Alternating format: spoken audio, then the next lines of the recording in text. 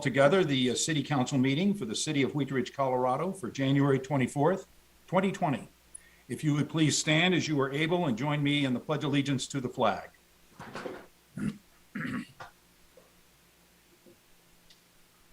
I pledge allegiance to the flag of the United States of America and to the republic for which it stands, one nation under God, indivisible, with liberty and justice for all.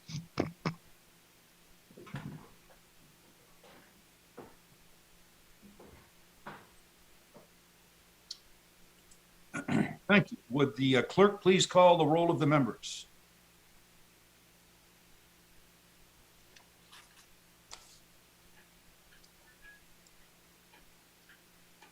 And Mr. Clerk, you're on mute.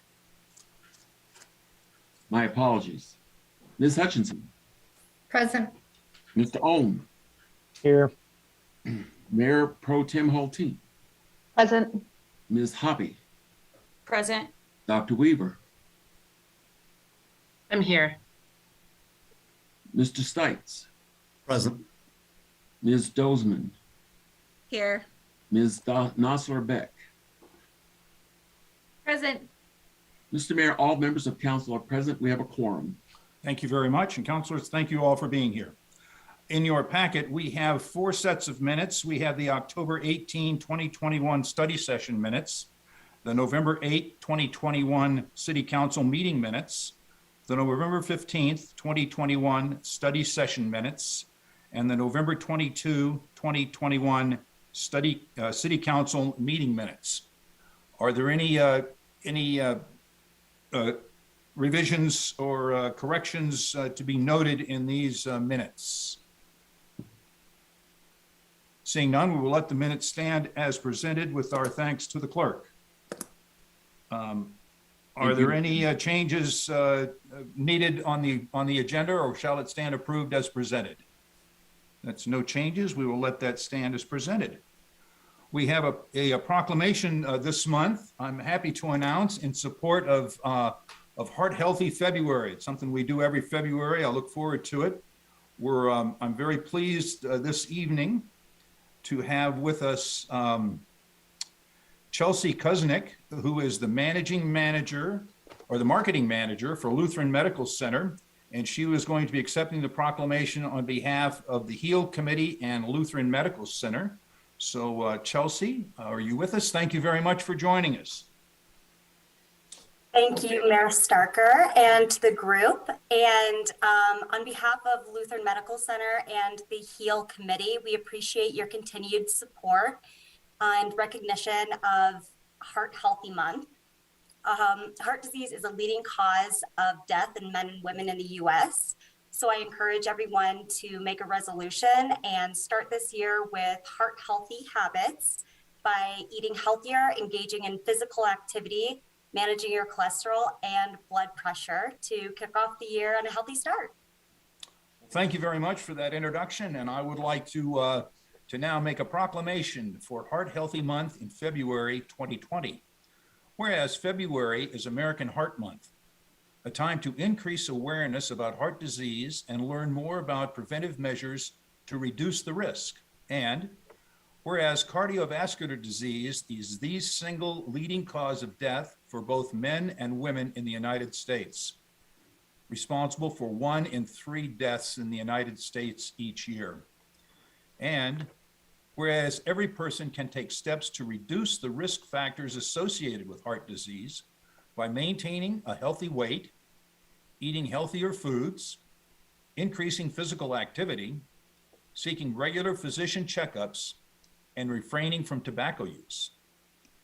And whereas the city passed a resolution in 2014 confirming the city's commitment to encourage healthy opportunities.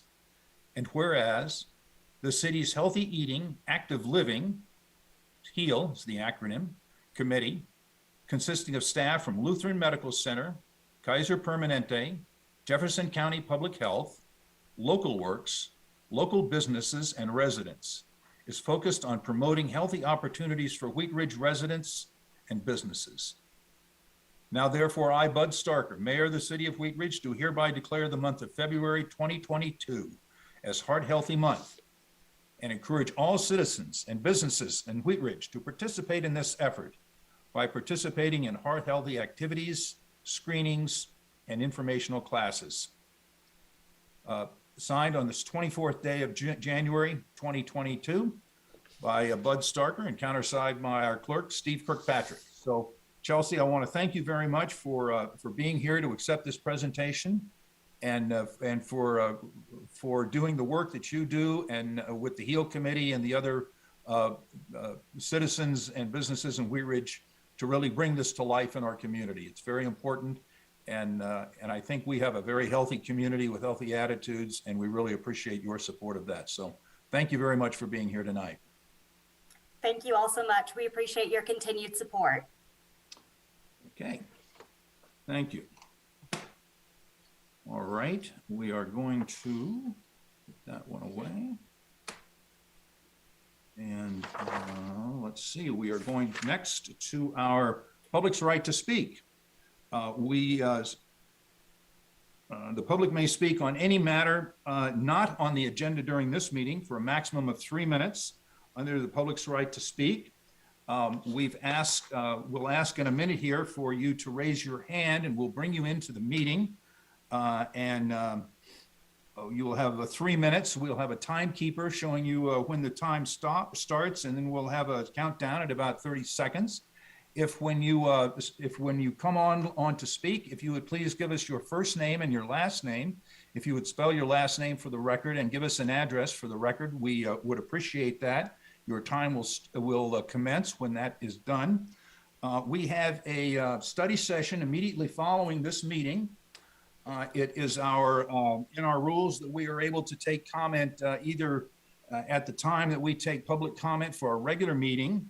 We're also able to, at that time, take comment on the special studies item, and that is item number 1, the delegation of private activity bond cap to Foothills Regional Housing.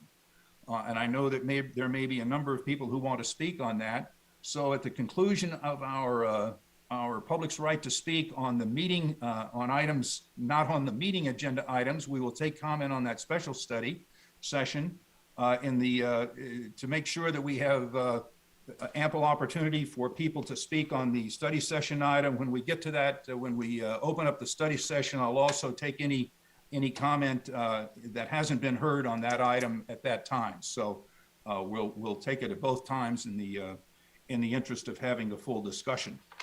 Or an opportunity to speak anyway. So I'm going to ask Ms. Scheck if there is anyone, if you would like to speak on any item not on the meeting agenda, please raise your hand in the virtual format. It's located at the bottom of your screen, I believe, with the raise hand icon. And I will see if we have anyone with their hands raised. Mayor, we currently don't have hands raised. And I'm sorry, did you say you're just at this point taking comment on anything not on the agenda, so not including the study session? That's right. We'll do that in a moment, but I want to make sure that we take any meeting public comment on any item in the meeting, not on the meeting agenda. It's a little bit complicated there, but any item that you want to speak on that's not on the meeting agenda, you may do so now. And if I don't have anyone ready to speak on that, okay, we will also take comment on the study session item number 1. So if you would like to speak on that item, we will take that comment now if you would like to make it. And I will ask if there are any hands raised for the study session agenda item.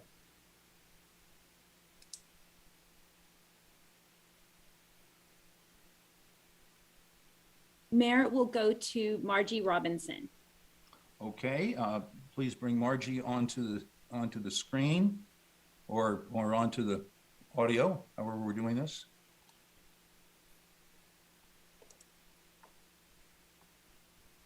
Okay, I see Margie Robinson. Margie, if you'd like to unmute yourself, give us your name and spell your last name and give us an address, and then you'll be able to continue.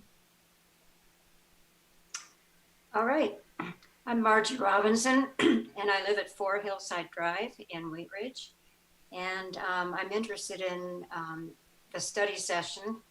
I'm concerned about the lack of affordable housing throughout all of Jefferson County.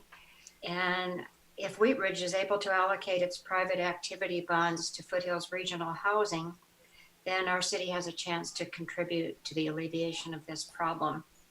With average rents for a one-bedroom apartment being around $1,600 a month, it takes about $100,000 of salary a year to be able to afford an apartment like that. Many of our lower income but totally essential workers like grocery store workers, preschool teachers, firefighters cannot afford to live in the county where they actually work. So I strongly support all efforts of the city of Wheat Ridge to increase the stock of affordable housing. Thank you. Thank you very much. We'll bring our next speaker on. Mayor, I don't see any hands raised. And just as a reminder, we typically don't bring speakers onto the screen unless their software isn't updated to the level to allow them to speak. But one Okay. thing I am going to do is we do have some callers. I see one hand raised, actually. I see Joy. So we'll have Joy Wallison. And then I'm going to also allow phone callers to talk in case they aren't clear on the unmute. So we'll go to Joy. Okay. And then if there are no other hands raised, Mayor, I'll unmute the just the phone callers. Okay, that'll be great.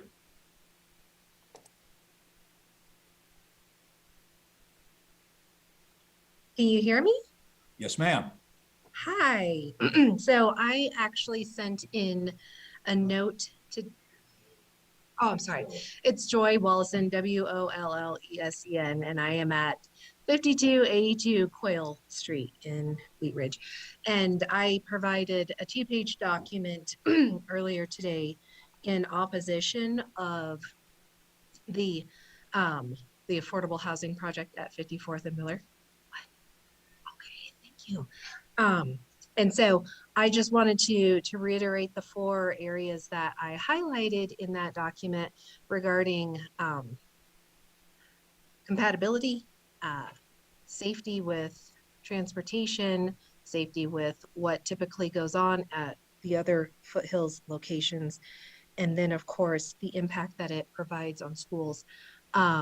You know, I'm a commercial real estate broker by trade, and so I just wanted to make sure that the 2 pages of documentation that I provided had been received. It showed online that it had been, and if anyone on this call had any questions about what I provided.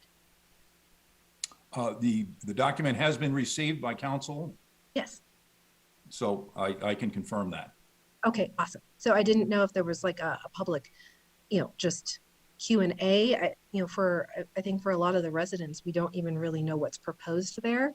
All we have to really go off of is what is on the Foothills website and what they've created in other places in the community. So I think it would be very helpful to understand what is even proposed here, besides just knowing 300 units.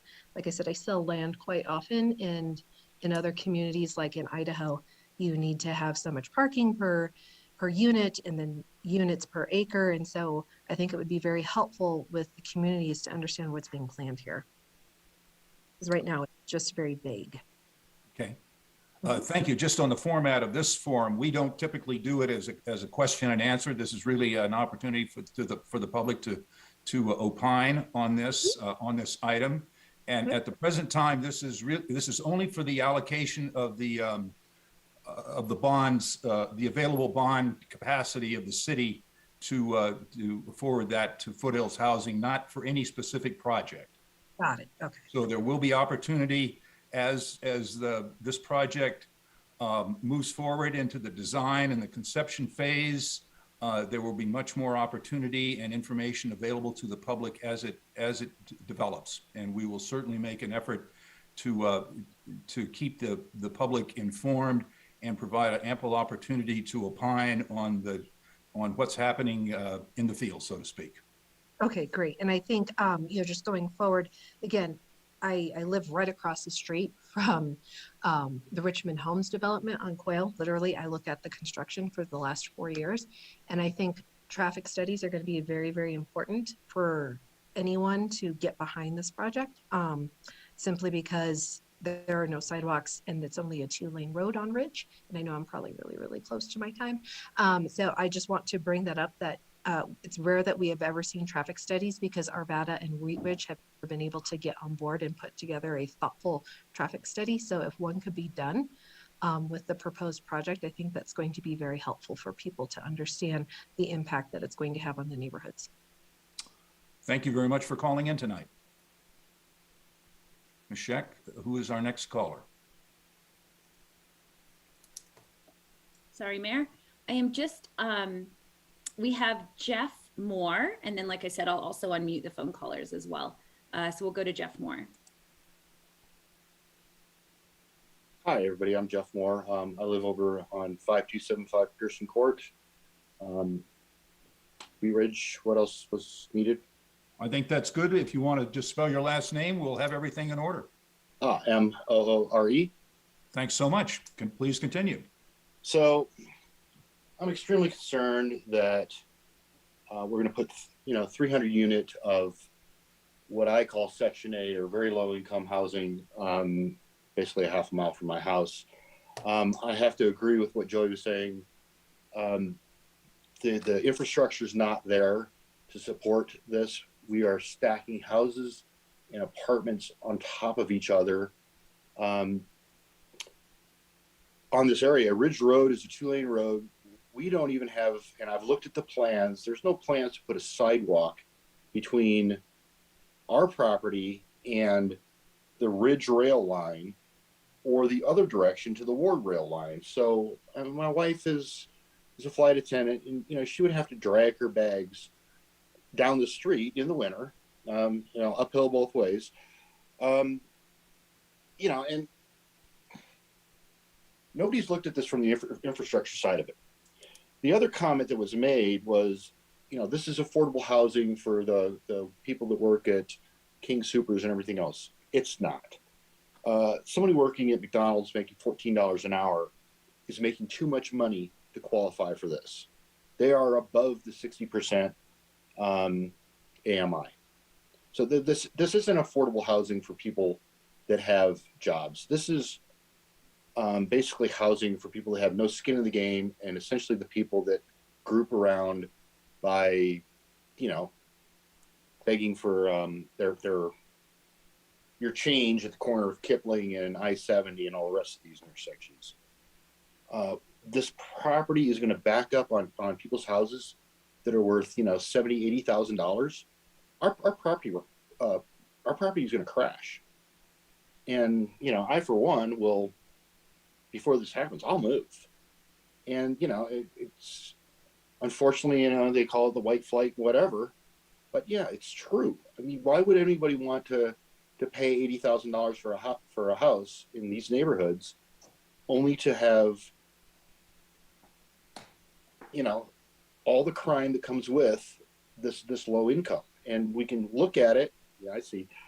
We can look at it and look at the American Hotel down there and look at the crime and everything that's happening there. That's what we're going to bring. And I give you back my time.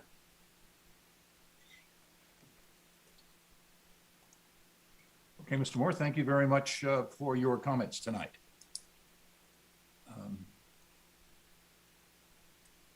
Ms. Scheck, Mayor, would you like to bring our next speaker on? Thank you, Mayor. I don't see any hands up. Again, if you're calling on the phone, I've given you permission to talk, so please unmute if you would like to speak. And for anyone else, please do raise your hand.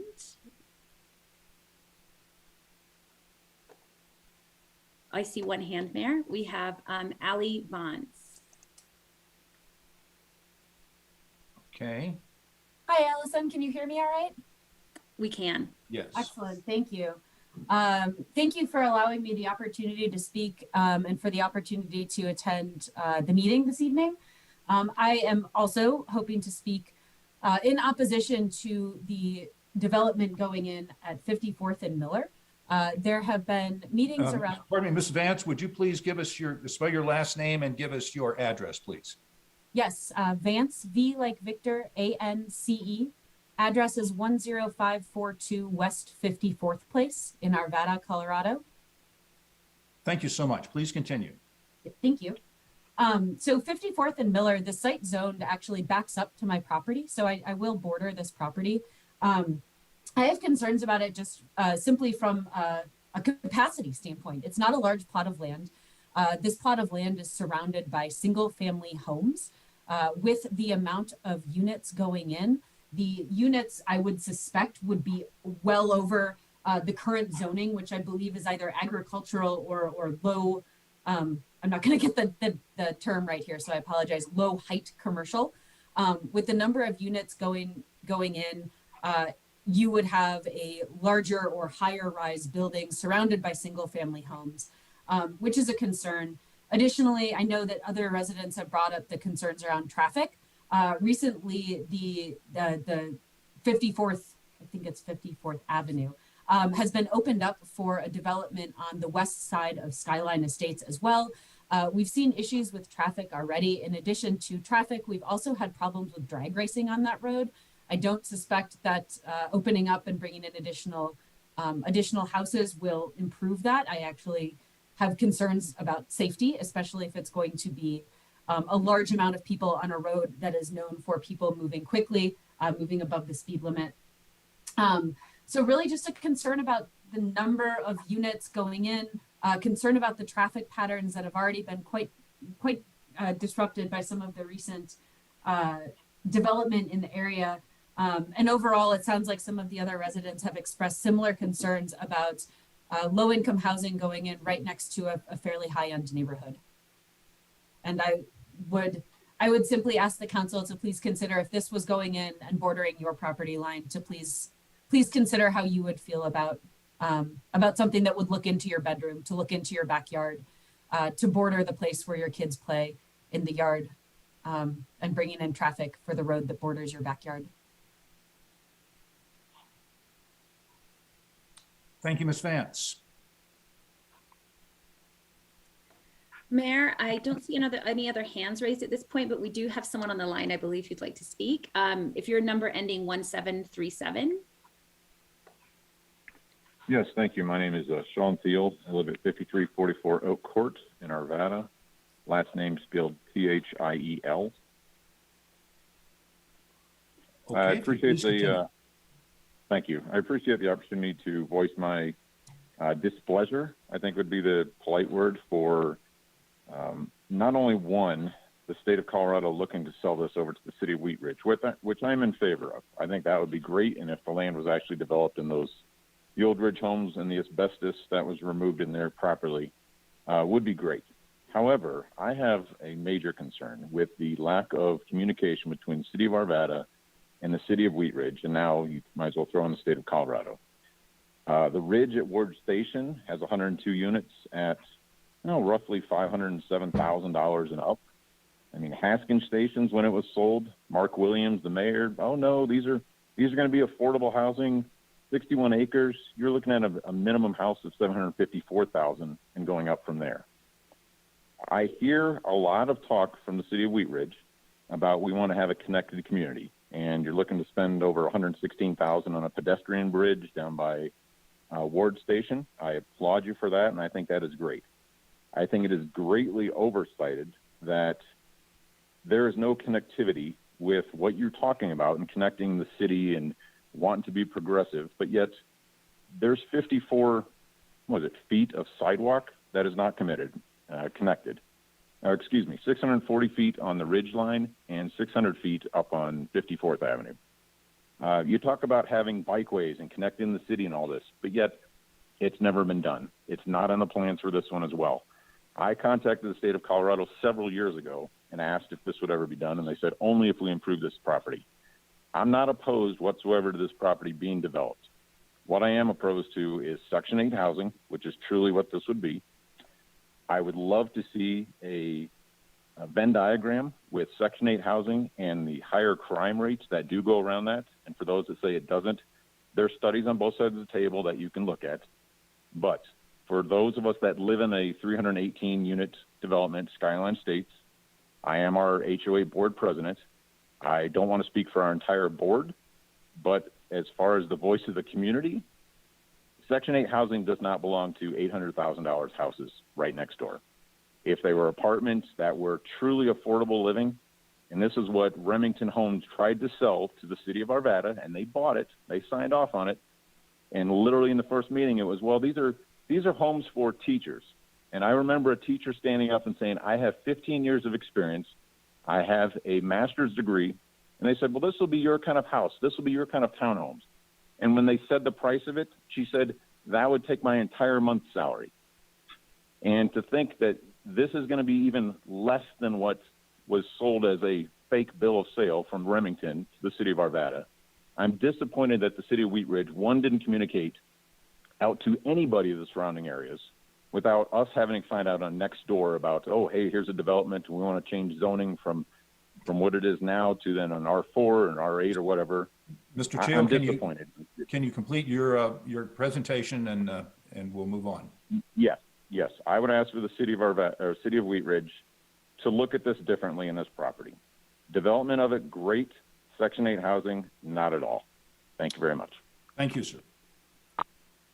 Ms. Scheck, our next speaker. Mayor, I don't see any hands up and I don't see any callers unmuting. Okay, I'll give it one more chance. If you would like to speak on this item and you're on the telephone, please unmute yourself and ask to be recognized. We will bring you into the meeting.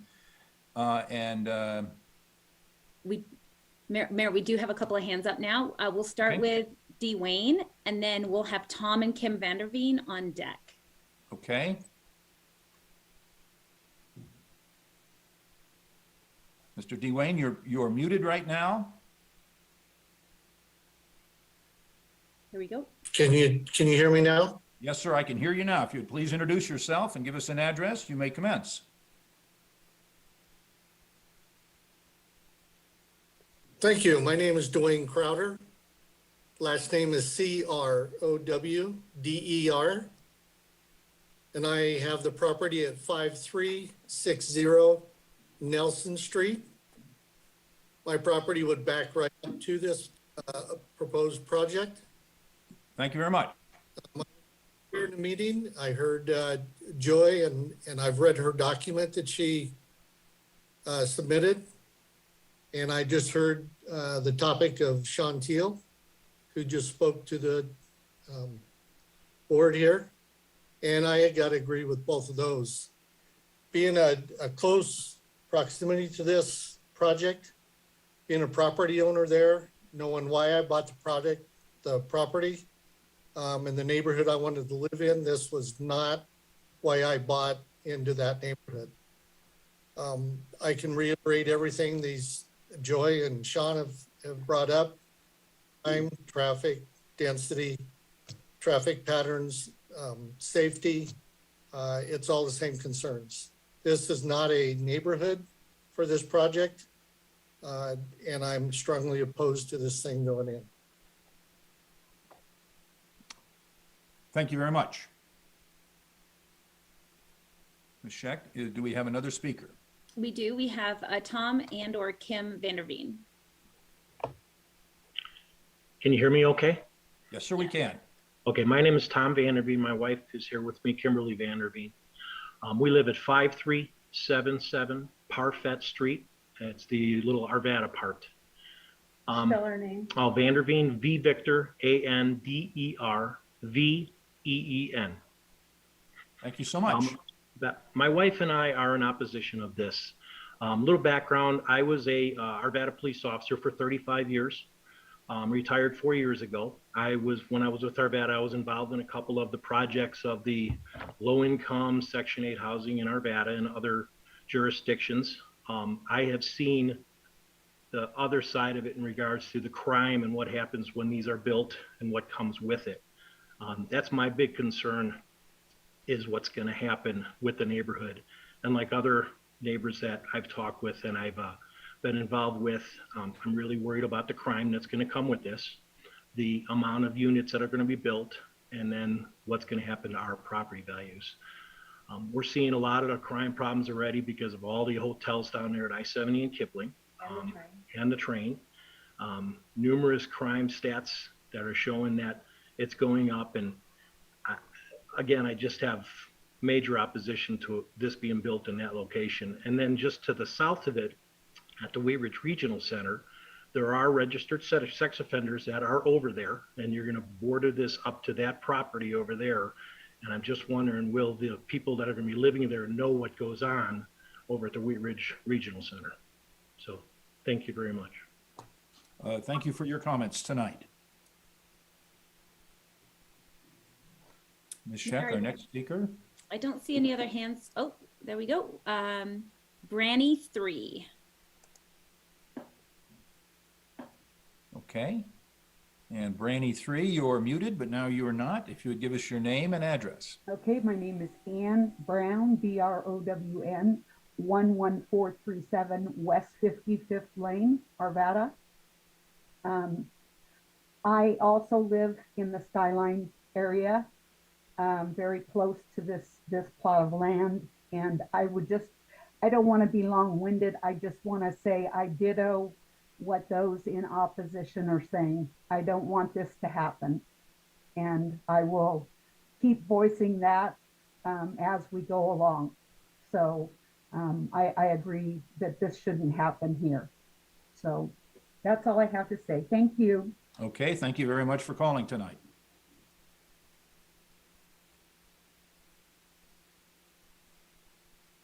Are there any further callers? No, Mayor, I don't see any other hands up. Yep, there we go. I have one who's already spoken. You may only speak on this item one time in tonight's meeting. Thank you, Mayor. I don't see any other hands up, Mayor. Oh, sorry, one more. Just to those that are speaking, if you would like to speak, please do raise your hand at this point. Thank you. And this is Sarah Swedick.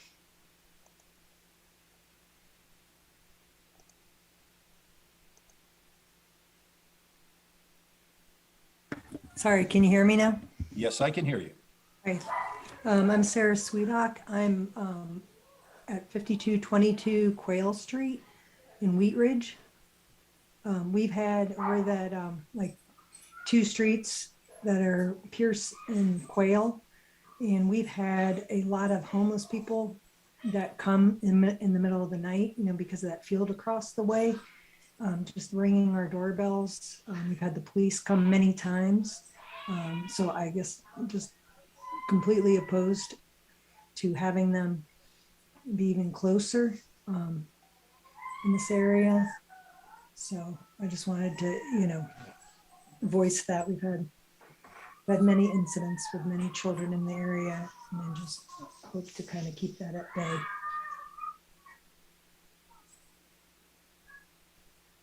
Okay, thank you very much for calling us tonight. Mayor, next up we have Armando Blanco.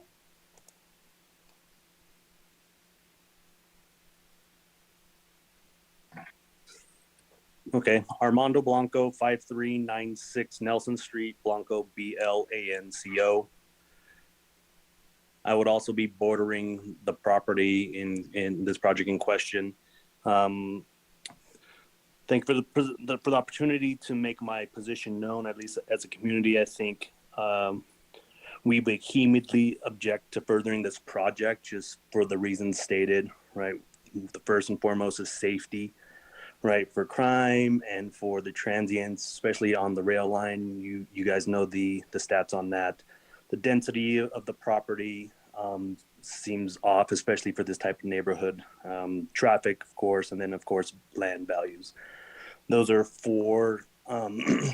These are for the huge point or speaking, or just 4 points that need to be addressed for such a project to kind of even get further. I don't mind having, of course, we don't mind having low income housing, but nobody wants it next to them. That's the always the issue. So would it, where else in Wheat Ridge could we put this would be the better question, because this is not the project or not the land parcel for that type of project.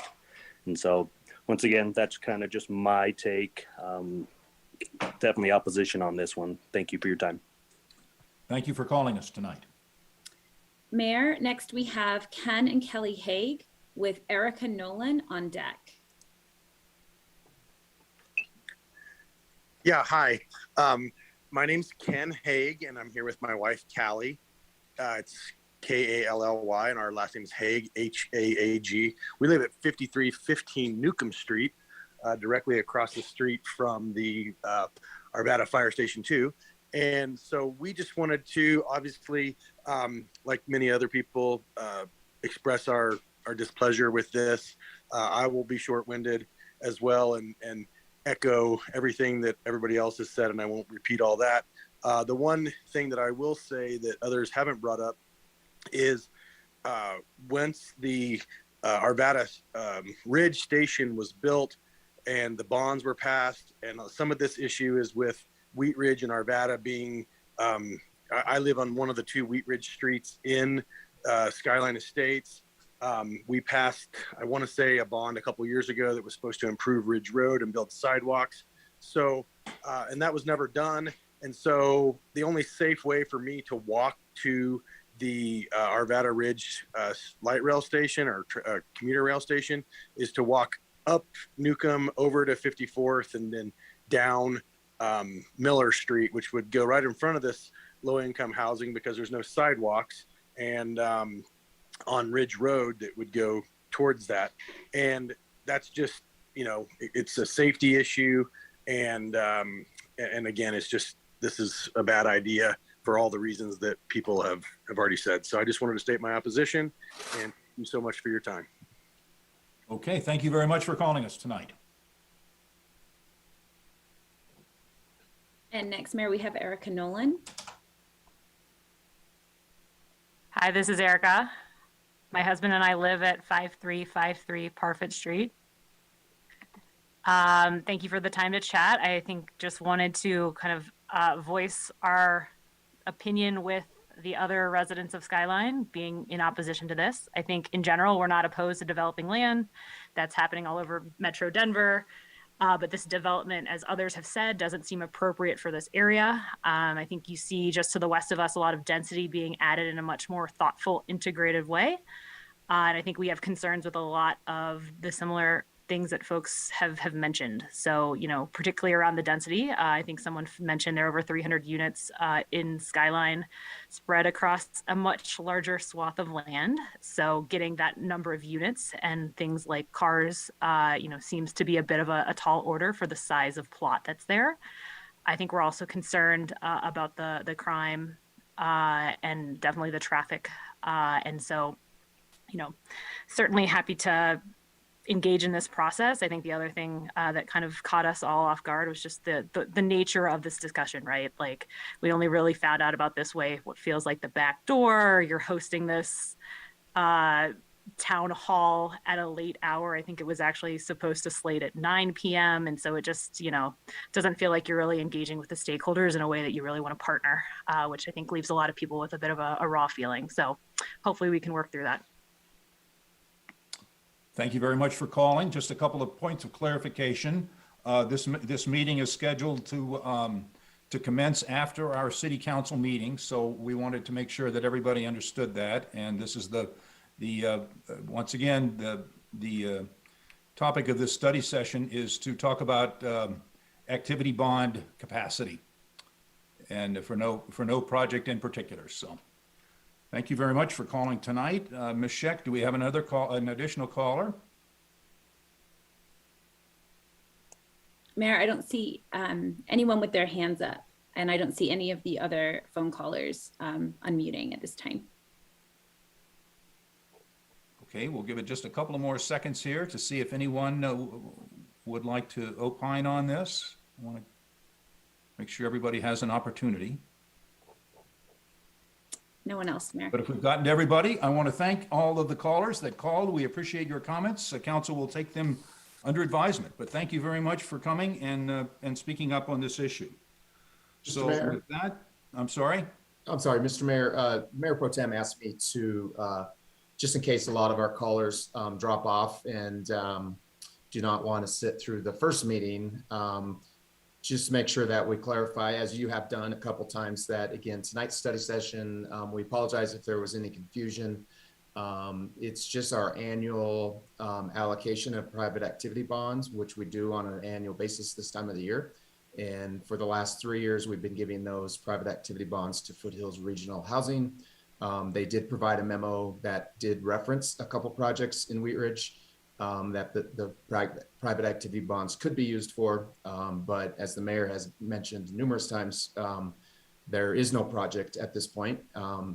Tonight's action only is the question about if the private activity bonds should be delegated to Foothills Regional Housing.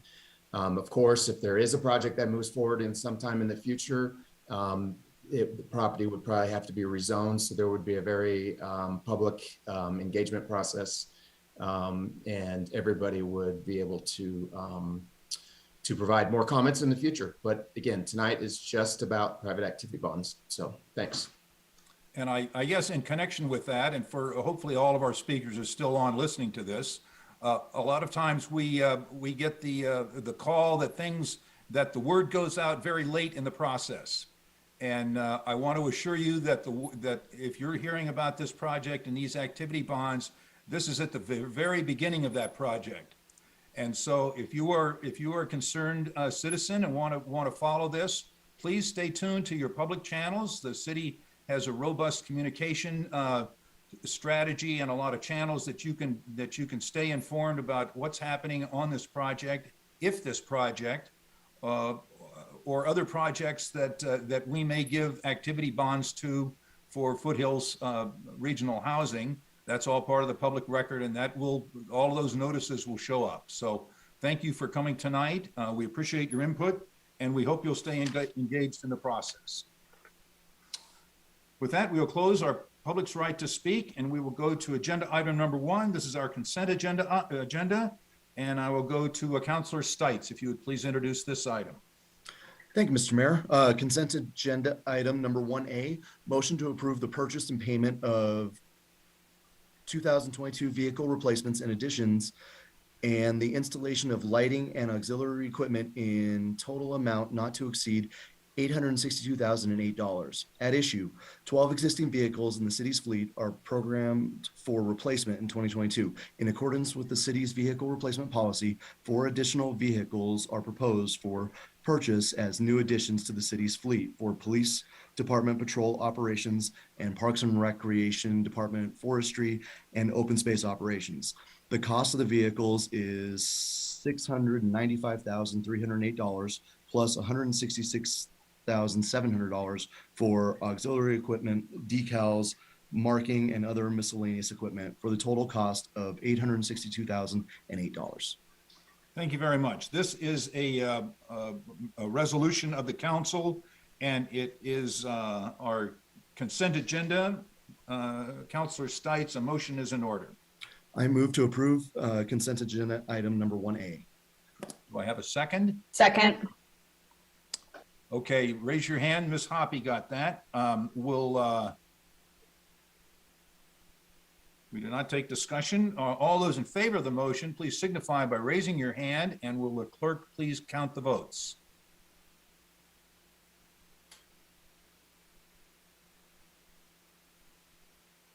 Mr. Mayor, the motion has passed unanimously. Thank you very much. We will now go to agenda item number 2. Councilor Nosler Beck, would you please introduce this item? Thanks, Mayor. Motion to approve an amendment to a contract with Short Elliott Hendrickson Incorporated out of Denver, Colorado, and subsequent payments in an amount not to exceed $592,858.94 for the professional services to complete the construction plans and specifications for Wheat Ridge Ward Station pedestrian bridge, plaza, and trail improvements.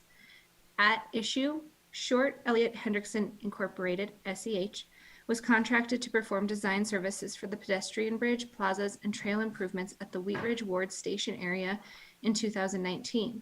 That contract was suspended in 2020 to divert funding from this project to the Clear Creek Crossing Hook Ramp project. Renewal Wheat Ridge issued bonds in 2021 of which a portion of those bonds have been allocated to complete the design, construction, plans, and specifications for the pedestrian bridge, plazas, and trail improvements. An amendment to task order number 5 of the contract with SCH needs to be approved to restart the design of the pedestrian bridge, plazas, and trail improvements to prepare, sorry, a lot of reading. Trail improvements and prepare construction plans and specifications. Very good. You were just about there. So thank you. This is going to be a resolution of the council. Mr. Goff, that was a pretty good description. Do you have a further staff report? I'll ask Mr. Johnstone to see if we have, I know Mark Westwood's online, but Ken, do we have anything else to add? Patrick and Mayor, we do have a presentation to get you back up to speed. So I think Mark's presentation is going to cover both this agenda item and the next agenda item. So I'll turn it over to Mark with a short slide deck. Okay, thank you, Mr. Westberg. Looking forward to a presentation. Hey, are you guys seeing the presentation? Yes, we do. Thanks. I just always want to be sure before I take off talking here. So as Ms. Nosler-Beck talked about, we're doing this for both SCH and HDR. This presentation will cover both. This item is for SCH, but since they're related, we thought we'd just cover them both at the same time. The original contract was awarded almost 2.5 years ago. Back on June 24th of 2019, it was for a little more than $500,000. And in the process of that one, for the bridge and the trail and everything, we got to 30% plans, and then we thought we were overrunning our budget, and so we went through a really quick little value engineering exercise with the consultant, and managed to trim that back down to the budget that we thought we had available. And then as the issue statement, Ms. Nosler-Beck said so well, the project was put on hold. With HDR, we also awarded that contract the same night. Their contract was almost $120,000 to do the right-of-way acquisition we needed. They had not done very much at all because they were waiting on the 30% plans to get finished up before they really dove into trying to acquire the right-of-way, because some of the right-of-way and the easement areas were changing because the design was moving around. So both contracts were suspended in 2020 due to COVID and transferring those funds to the Clear Creek Crossing I-70 ramps. With the renewal Wheat Ridge bonds in 2011, that allows us to basically restart those projects. And because of the funding that's available with SCH Design Services, their new contract's almost $600,000. And we're going to be restoring some of those things that were moved during VE.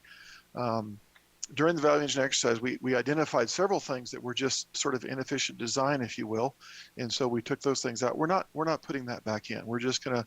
We also took out some aesthetic elements that we thought would be great to have, but weren't essential for the functioning of the bridge and the trail, and we're going to be adding those elements back in also.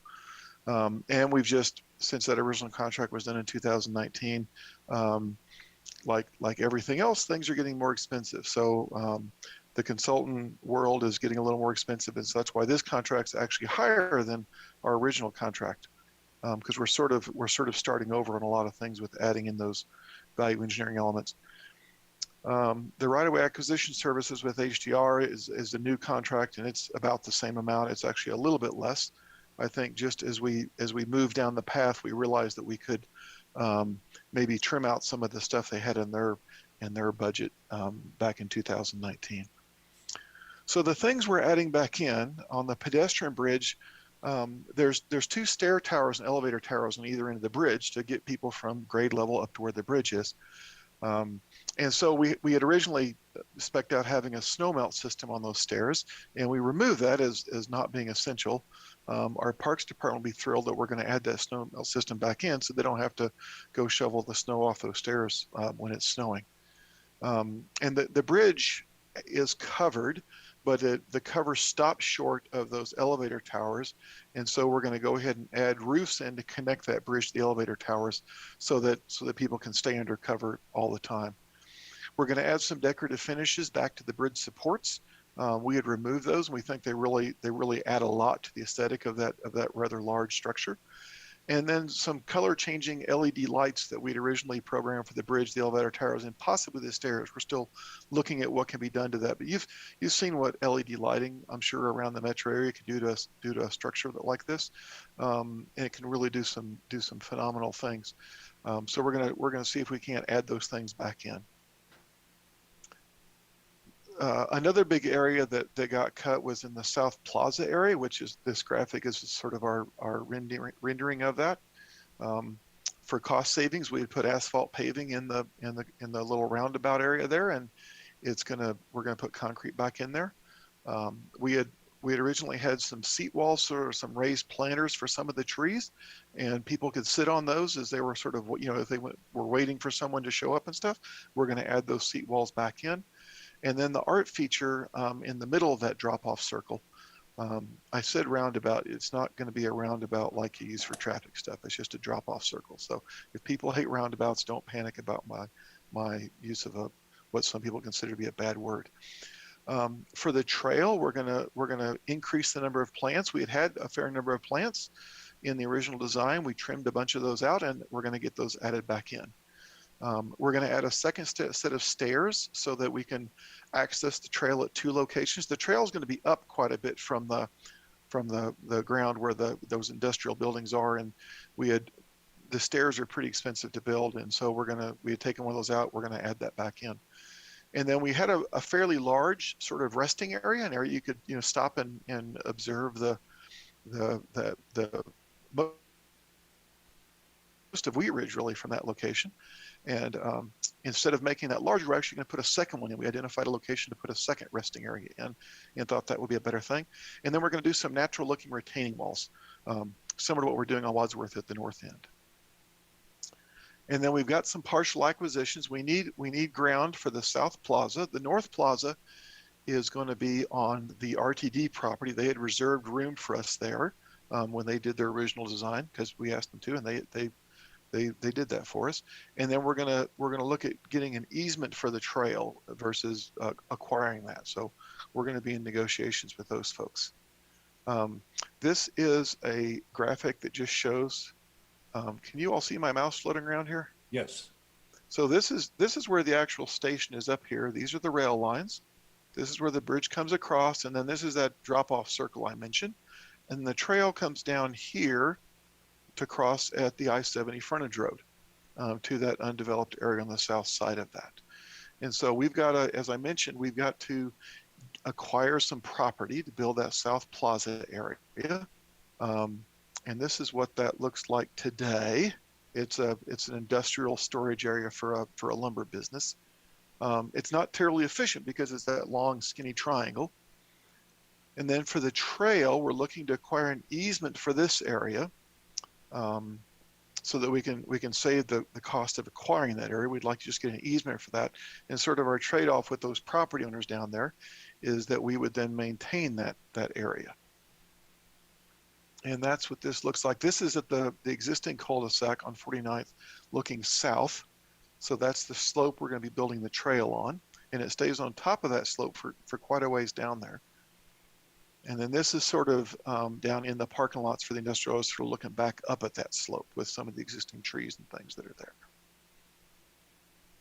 And then there's a cul-de-sac that we don't need anymore. So part of our deal with that lumberyard property owner will be, as we acquire the triangular shaped piece of yellow property, we would swap them with the green shape, vacate that right away. That's the existing cul-de-sac.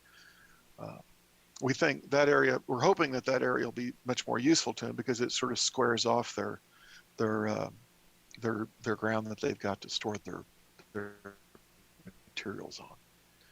So where we are on the schedule is the design. We're hoping to get that finished through the fall of this year, and then we'd get all the agency approvals by the end of 22. And the agencies are RTD, BNSF, and the Public Utilities Commission. We've got to get approvals from all 3 of those guys to put the bridge over. The right-of-way acquisition, we're going to be working on deeds and appraisals and sort of all that pre-acquisition stuff this spring. And then starting later this spring through fall, about the same time as the construction plans, we'll be working on acquiring that right-of-way, both doing sort of the land swap at the north end and then getting that easement for the trail. And then winter of 2022 through early 23 is going to be bidding and award. We'd expect to come to council in maybe January of 23 to get this project award and then start construction in the spring of 23. Now, that last part of that's a huge giant caveat because those agency approvals are a tremendous scheduling wild card. PUC is relatively predictable, but BNSF is notoriously slow to get through their process. So we're hoping to start in 23 sometime with all this stuff. So we'll see how that goes. We've got some really good consultants on both the right-of-way side and the design side that are very familiar with working with both the PUC and BNSF, and that's the guys we're trying to award the contract to tonight. So this is just a little graphic that we prepared of the bridge itself. And that's really all I've got. We just wanted to sort of, we've got some new people on council probably since we awarded those original contracts, and just sort of remind everybody of what we're doing and where we're at and what we're adding back in to really hopefully make this project pop from an aesthetic standpoint. Well, thank you very much, Mr. Westberg. I'm glad to see, in this drawing that roof structure go all the way to the yes. all the way to the elevator. That certainly is a design improvement, and it sounds like you've made some good progress on really making this a great feature at that location. So, thank you for that presentation. Before we go to questions from council, I would like to open this up to any questions from the public. If you would like to speak on this agenda item number 2, now is your opportunity. If you would raise your hand in the virtual format, we'll go to Ms. Scheck and see if we can, if we have any questions, we'll bring those folks into our meeting. I don't see any hands up, Mayor. Okay, then we will move past our. Mayor, sorry, we do have a hand up. Okay. Sarah Sweedock. Okay, once again, if you would please give us your name and do the spelling on your last name and your address. Hi, this is Sarah Sweedock. I'm at 5222 Quayle Street. I guess I'm just a little confused as to why we're doing this whole building around that area when we have like only houses going in this area. There doesn't seem to be any commercial property or infrastructure to support. Like Ridge Road is 2-lane road today, and we're putting all this stuff in this area with nothing to support it. I'm just extremely, I think looks really pretty and nice, but it's like it's a bridge to where? I mean, it's going over, it's heading south to an area that there's no sidewalks, it's not hooking up to a trail, it's just going, south. So I'm just confused as to where this is coming from, as opposed to focusing on it, improving our infrastructure. Somebody else had mentioned about sidewalks, about grocery stores or convenience stores, across from all these stations that are happening. I mean, maybe I'm coming late to the game. This is already in the plans, but as far as I can tell, everything's just residential that's going in right now. I'm very concerned about the amount of people and how people are going to get around.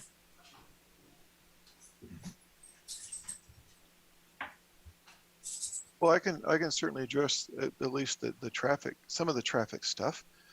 We've got a separate project that is actually, we're finalizing the plans to go out to bid to widen that piece of Ridge Road that's within the city limits east of Tabor Street to 3 lanes.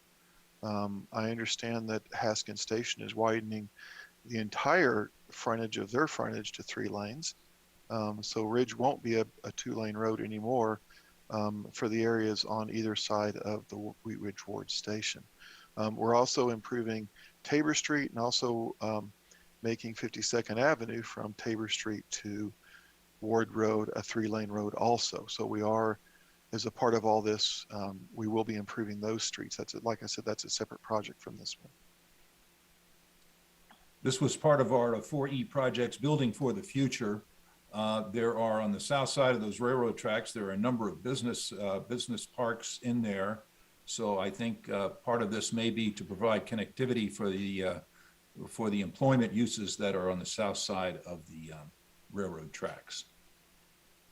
Is there any other members of the public to speak on this item? Mayor, I don't see any hands up, but if we could, it's been a while since we've been in this virtual Okay. format. If we could just I'd like to remind those that are on the phone, if you would like to speak, you can raise your hand by pressing *9, and that'll show me that you do want to speak. And then I'll allow you to talk, and then you press *6 to unmute. So again, we'll just maybe, Mayor, give it a second here to see if anyone would Okay, like that's to press that's good. No, *9. glad to refresh all those instructions. I've got to confess that I don't remember all of the details, but thank you for refreshing us. So if you are on the phone or joining us in the Zoom format and want to speak on this item, we're happy to have you. So you can, if you're on the phone, press *9 and then we will bring you into the meeting. I don't see anyone else that would like to speak. Okay. All right. If we haven't seen anybody else at this time, we will pass on our move past our public's comment and go to any questions from council. Councilor Weaver. Thank you, Mayor, and thank you, Mr. Westberg.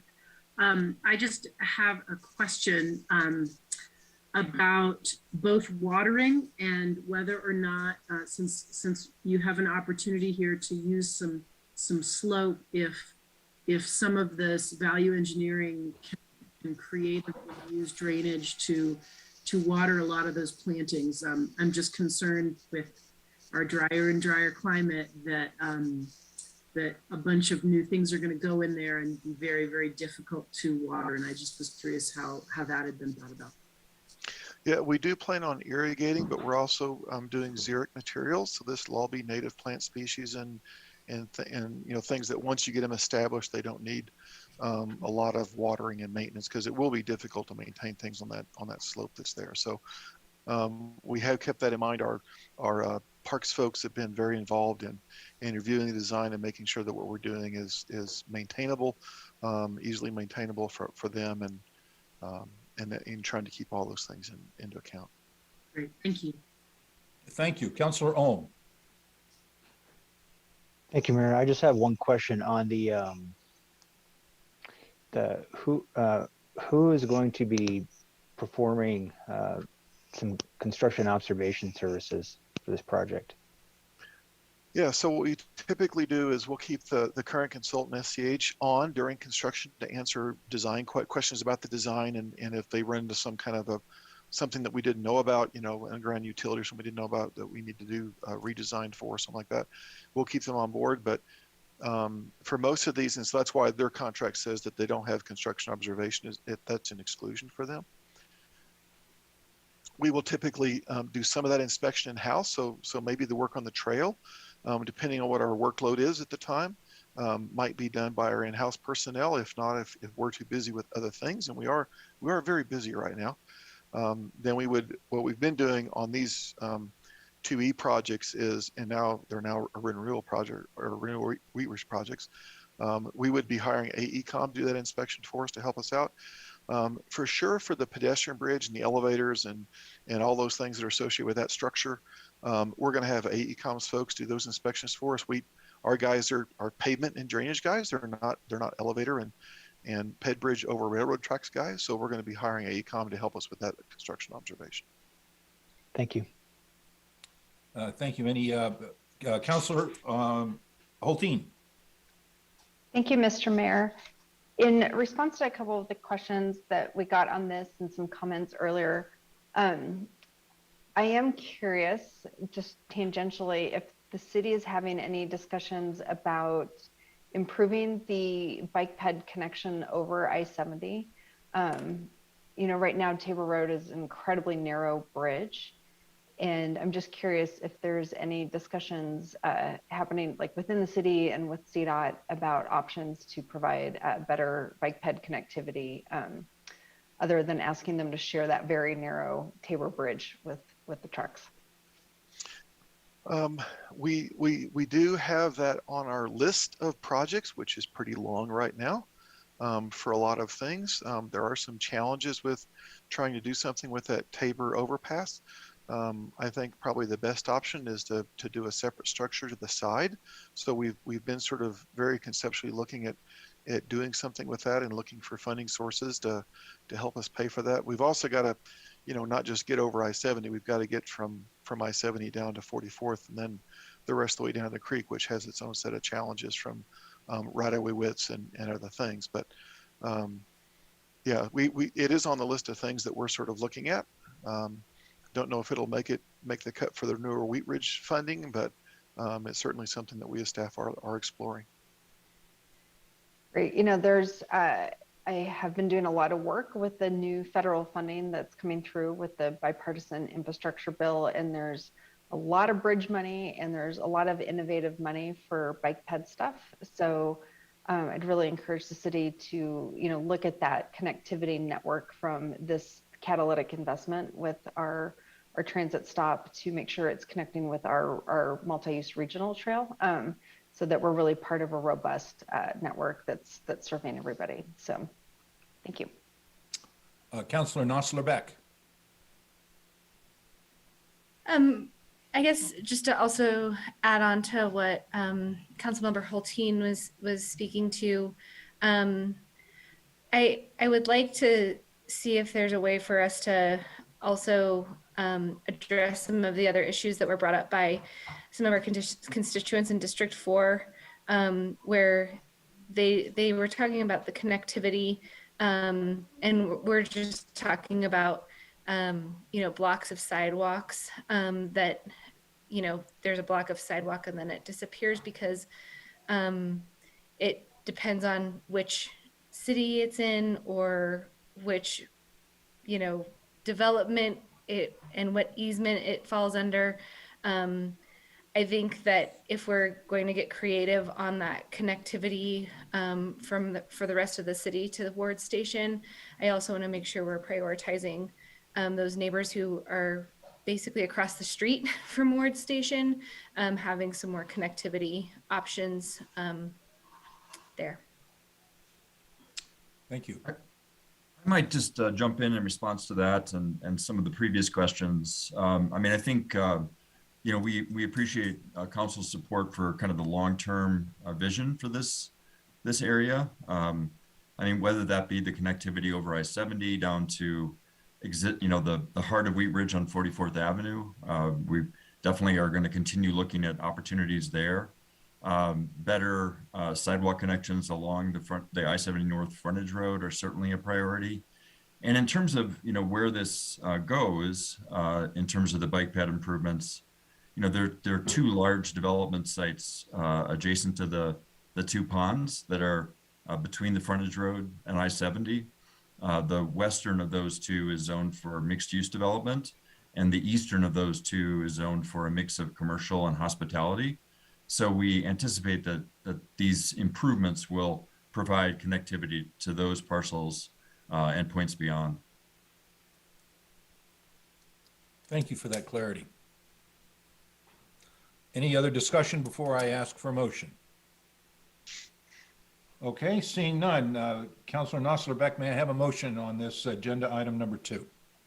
Let me get back to my spot here. And just as a reminder to everybody, remember the space bar trick. You can just click the space bar to mute or unmute. Okay. I move to approve an amendment to a contract with Short Elliott Hendrickson Incorporated, Denver, Colorado, and subsequent payments in an amount not to exceed $592,858.94 for professional services to complete the construction plans and specifications for the Wheat Ridge Ward Station pedestrian bridge, plazas, and trail improvements. Second. And we have a second by Mr. Stites. Is there any discussion on the motion? Councilor Hoppy. Thank you, Mr. Mayor. I just want to say that I appreciate Renewal Wheat Ridge for taking this opportunity to help us with this funding gap, and the fact that we're able to add back in all of the things that we took out when we value engineered the project, and really get the project that we wanted in the first place is super exciting. And thank you, Mr. Westberg, for your work on this, and I look forward to seeing it finished. Any additional discussion on the motion? Seeing none, all those in favor of the motion, please signify by raising your hand in the screen, and will the clerk please record the votes? Mr. Mayor, the motion passed unanimously. Thank you very much. We will go now to agenda item number 3. Ms. Dozman, would you please introduce this item? Yes, thank you, Mr. Mayor. Motion to approve an amendment to a contract with HDR Incorporated, Denver, Colorado, and subsequent payments in an amount not to exceed $116,710.31 for professional services for property acquisition services for Wheat Ridge Ward Station pedestrian bridge, plazas, and trail improvements. At issue, HDR was contracted to perform property acquisition services for the pedestrian bridge, plazas, and trail improvements at the Wheat Ridge Ward Station area in 2019. That contract was suspended in 2020 to divert funding from this project to the Clear Creek Crossing Hook Ramp project. Renewal Wheat Ridge issued bonds in 2021, of which a portion of those bonds have been allocated to resume property acquisition services for the pedestrian bridge, plazas, and trail improvements. An amendment to task order number 2 of the contract with HDR needs to be approved to restart the property acquisition services for the pedestrian bridge, plazas, and trail improvements. Thank you. This will be a motion of the council. We had a good discussion or a good presentation with Mr. Westberg. Mr. Goff, do we have anything further from staff on this? Nothing more than we already presented. Okay, then I will ask if there's any member of the public who would like to speak on this agenda item number 3. You may do so at this time. We'll ask you to raise your hand in the Zoom format, or hit *9 if you're on the telephone, and that will alert us, and we're happy to bring you in to say anything on this item number 3. And I'll ask Ms. Scheck if we have anyone who's expressed an interest in speaking on this item. No, Mayor. Okay, we will move past our public's right to speak and go to any questions from council. And seeing none, Councilor Dozman, a motion is in order. I move to approve an amendment to the contract with HDR Incorporated, Denver, Colorado, and subsequent payments in an amount not to exceed $116,710.31 for professional services to complete the property acquisition services for the Wheat Ridge Ward Station pedestrian bridge, plazas, and trail improvements. Second. Who had the second on that? Val had the second. Oh, Ms. Nosler-Beck? Mhm. Okay, we have a motion and a second by Ms. Nosler-Beck. Is there any discussion on the motion? Seeing none, all those in favor of the motion, please signify by raising your hand so the clerk can see it, and will clerk please record the votes?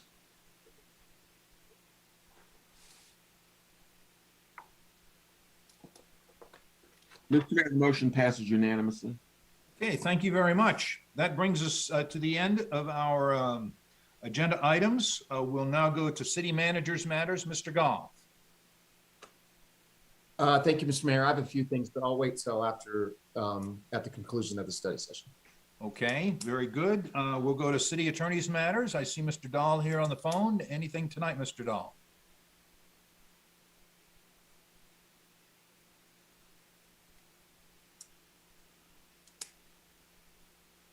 I don't hear anything. I still see he's muted, but if, oh, there you go. Anything tonight, Mr. Dahl?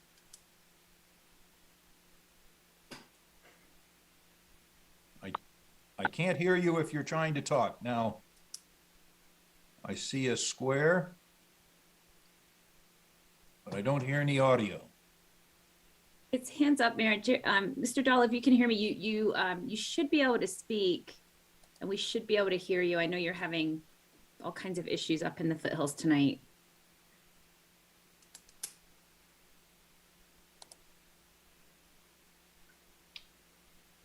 like maybe we can move on and Maybe out in a remote canyon up there in the hills somewhere. We'll give him a moment to see if he's able to get an audio connection and come back to him. We will, in the interim. Sorry, Mayor, Mr. Dahl texted, he does not have anything for you this evening. Okay, thank you very much. It was good to have communications with you.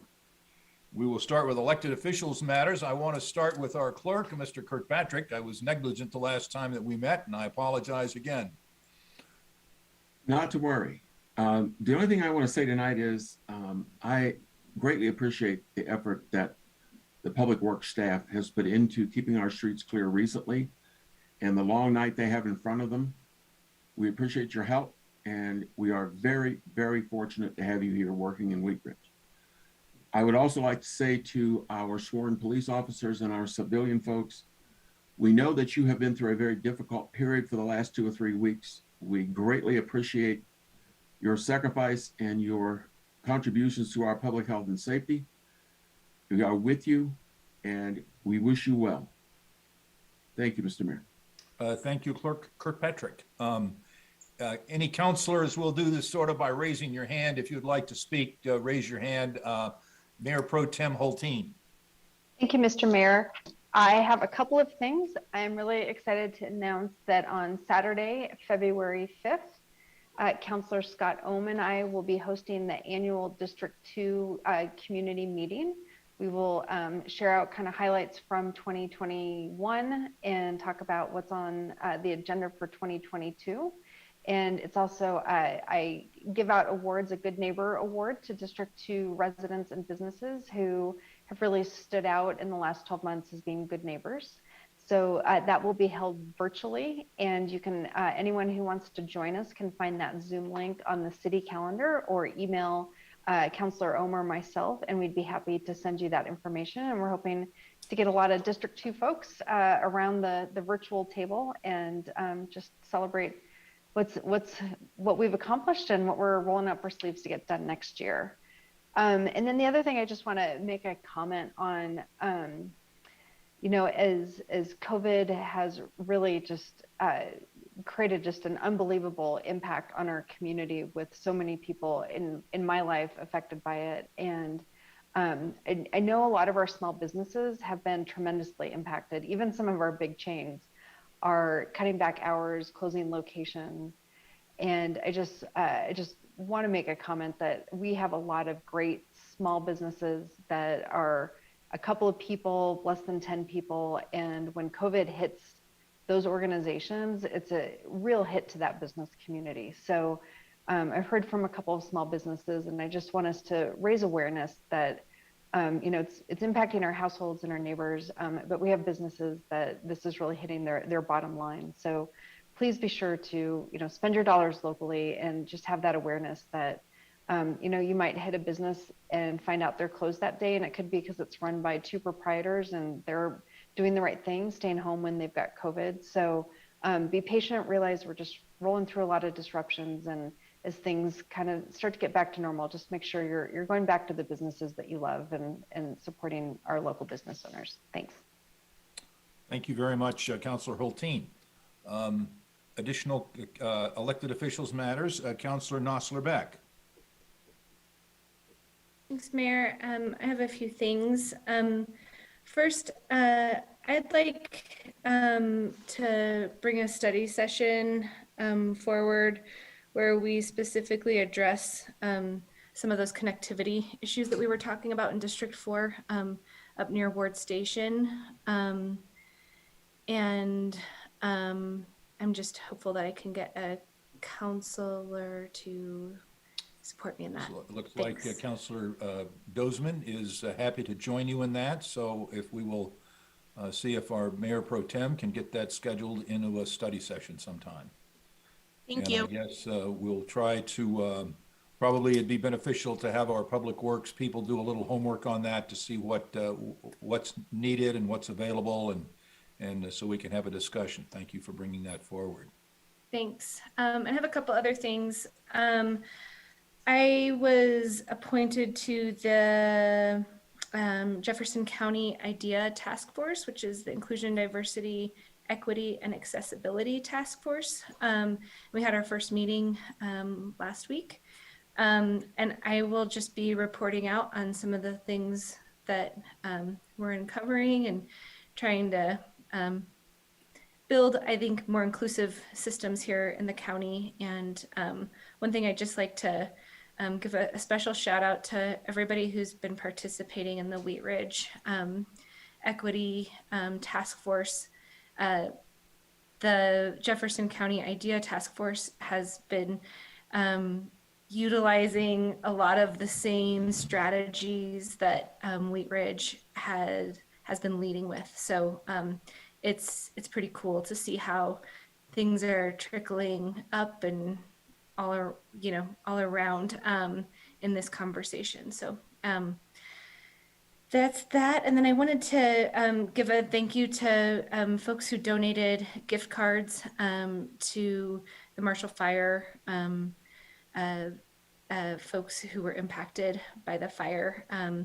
I think I saw the most recent was that with over, I think, 20 different municipalities participating, there was over $50,000 collected in gift cards for those impacted. So thank you. And a lot of you have reached out to me directly.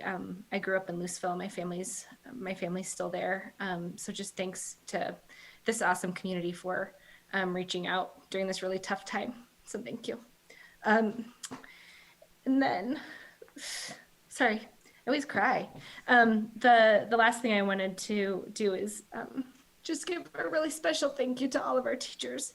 My family just got through COVID, and a lot of the teachers, especially at Wilmer Davis, the teachers were going through COVID as well, and were teaching from home via Google Classroom while we're getting through this pandemic. It's just amazing how we're all coming together in this and just pushing through as we're in year 2. So just thanks everybody, but a special shout out to our educators and to all those that keep our community moving forward. Thank you. Thank you, Councillor Nosler-Beck. Additional elected officials, Councillor Hoppy.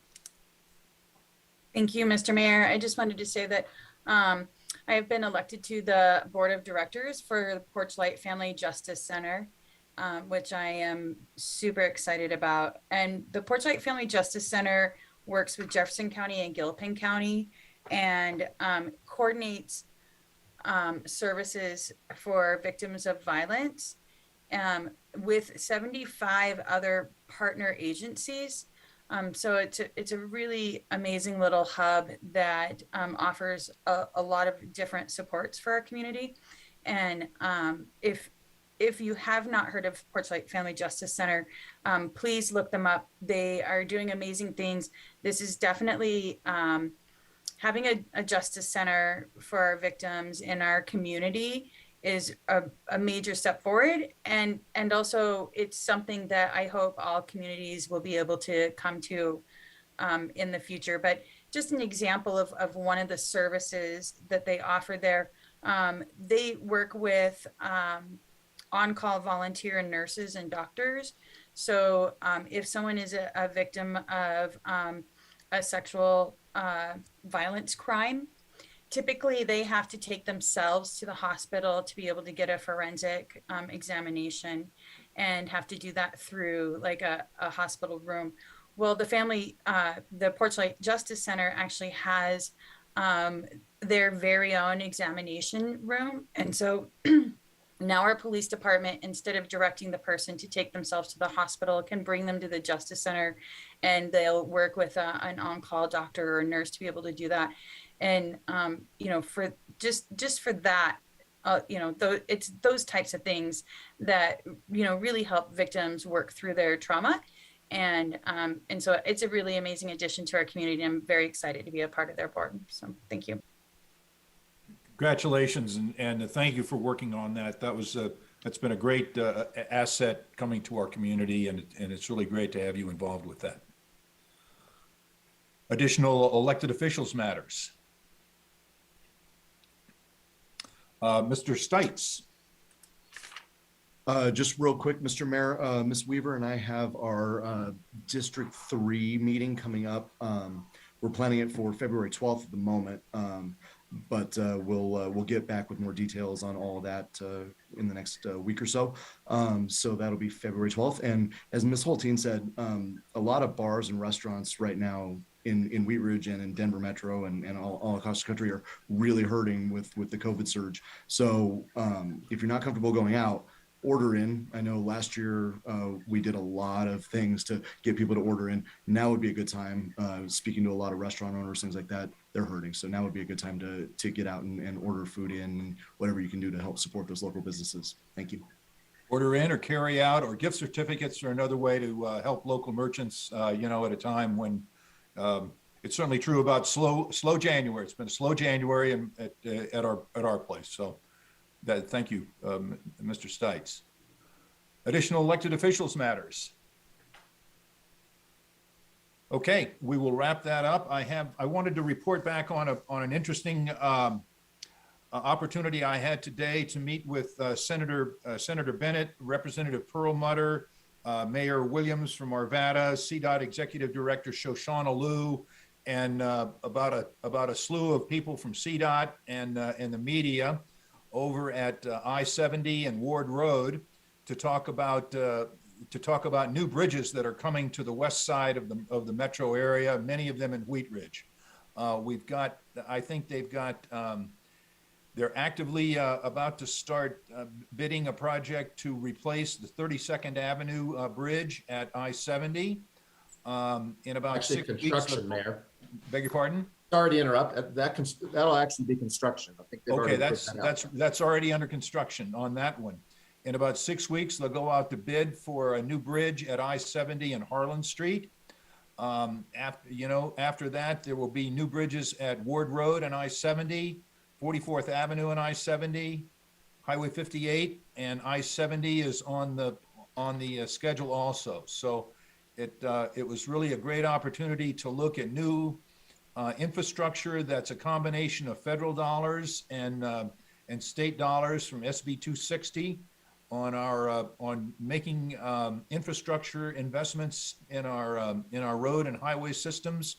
And I think it's really going to help the people in our city and in Arvada and Golden and people transiting through our cities to be able to travel more safely and efficiently. And I think it will also help provide the pedestrian and bicycle safety and new avenues of transportation within our communities. So I really want to express my really appreciation to our federal partners and state partners and local partners, because it takes everybody sort of working together to bring this funding to bear. But look for more construction on those highways. With that, if there's no more business to come before this city council meeting, we are going to stand adjourned. So that meeting is adjourned. We're going to start our study session in about 8 minutes. So a little bit, almost 20 till. So take about 8 or 10 minutes and refresh yourself, and we'll be back to do our study session.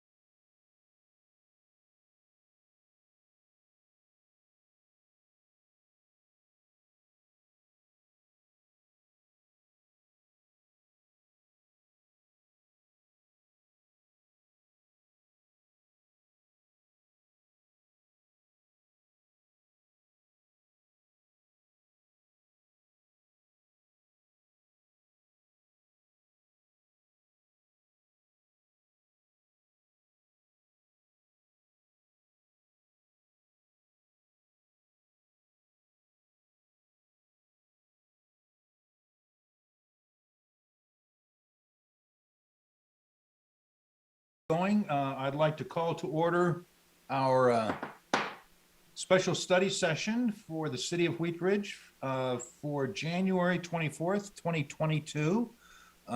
Just confirm that we have the recording on, Ms. Scheck. It sounded like it had gone on, so that's good. And we have all of our staff here.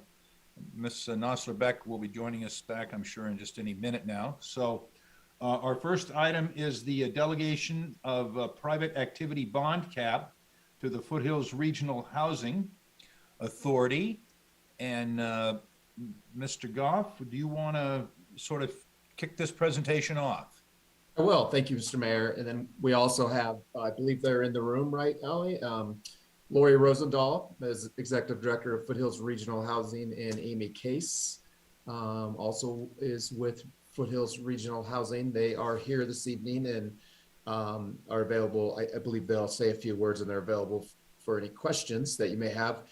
But just as a reminder for City Council, this is an annual allocation that the city receives of private activity bonds, which is through the Tax Reform Act of 1987, which is an Internal Revenue Service program. Our allocation this year is about $1.8 million. It's about what we get on an annual basis. This is not cash. This is capacity for bonding for tax exempt bonds for projects. The IRS regulates what type of projects can be that are eligible for these private activity bonds, and typically housing, affordable housing is one of those major projects that most folks use their private activity bonds for. The city of Wheat Ridge has traditionally assigned their annual allocation to the Colorado Housing and Finance Authority, or the Metro Mayor's Caucus for single family and mortgage revenue bonds. But with the changes in the financial markets back in 2010 and 11 and 12, those types of projects were not financially feasible. There wasn't much investor interest in those types of private activity bonds. So between 2012 and 2018, the city allocated or relinquished its private activity bonds basically back to the statewide balance, and entities throughout Colorado were able to apply for those projects or those private activity bonds. Fortunately, in the last couple of years, since 2019, we've been partnering with Jefferson County Housing Authority, which they changed their name recently to Foothills Regional Housing. We allocated our 2019 and 2020 and 2021 private activity bond cap to Foothills Regional Housing. And the first project was for renovation of the Caesar Square apartments in Wheat Ridge to permanent affordable housing apartments. And then more recently, a portion of our 2021 allocation for the Allison Village project in the city of Arvada. So we are here this evening to get consensus from City Council to bring this back to a regular meeting. There'll have to be a public hearing and adoption by resolution to decide if you want to allocate these to Foothills Regional Housing. They don't have to be allocated to a specific project. You can just allocate them to Foothills Regional Housing, and they can use them for numerous affordable housing projects within Wheat Ridge and or Jefferson County. So with that, Lori, are you on? Would you like to say a few words, or Amy? Hi, guys. Thank you so much. Hi, thank you for taking the time to hear us. Apologize for any confusion that we may have caused with our email. What we were really doing was just trying to give some examples of ways we could use private activity bonds in the future. And as you know, we've been able to use your bond cap to build and renovate affordable housing over the past couple of years. The most recent community being our 100-unit brand new community being built in Arvada in Old Town that will house 30 youth transitioning out of foster care, 10 homeless veterans, and then 60 other families, all between 30 and 80% AMI families, so of all different income levels, quite a mixture. families living there. Again, I apologize for any confusion, but when we accept private activity bond cap, we are able to use that for many different projects, communities. We can also issue that bond cap for another development that maybe isn't ours, that could be a private developer or another developer looking to do a build a community anywhere in Jefferson County or in Wheat Ridge. So again, it's not for a specific property. We don't know for sure where we'll use it yet, but we know that we will be able to use it. So I'm happy to answer any questions. I know Amy's on the phone also and can answer your technical questions about bond cap. I'm definitely not the technical guru when it comes to bond cap. Thank you very much, Lori. So we could see if we have any questions. Well, does Amy, do you want to have any more to talk about on bond caps? Yes, can you hear me? We can hear you, yes, thank you. Hi, Amy Case, Chief Financial Officer, Foothills Regional Housing. Just wanted to point out, technically, the bond cap allocation is really important to us to be able to meet IRS requirements that will leverage in private sector investment, equity investments into affordable housing. We know that drives local payrolls and creates job opportunities, and a lot of that goes into infrastructure development within the city limits too. So the bond cap is one piece of it, but truly the benefit to us is meeting the requirements to have bond cap in our deals so that we can leverage those private equity dollars. So it's very meaningful to the projects above and beyond the actual dollar value of the bond cap. Okay. Well, thank you very much for that presentation. Before we go to questions from council, we did take public comment on this agenda item, but there was robust interest in it. And I will open this up for any individuals from the public who want to speak on this that have not spoken on it before at the first meeting. So if you didn't speak on it the first time, you may speak on this agenda item number 1 now. And I will see if anyone has raised their hands to want to speak on this. Mr. Peter, D. Peter. Oh. Disappeared. Nope, put his hand back down. Okay. All right, I don't see anyone with their hands raised to speak on this, so we will, but we did have good conversation earlier, so we will close our public comment on this at this opportunity and open it up to questions from council. Mr. Mayor, his hand's back up if you don't mind. Okay, I'm sorry, who is this individual, and let's bring him on to make a comment. This is... Hi there, can you hear me now? Yes. Yes, hi, this is Dennis Peter. I'm in the Skyline Estates. Are we talking about the proposal along Ridge Road, just adjacent to the Red Rocks campus? We're not talking about any particular project at this time. We're talking about allocating our private activity bonds, bond cap in favor of Foothills Recreation, Foothills Regional Housing. I see. Okay, I don't have the right agenda then. Okay. Thank you. Thank you.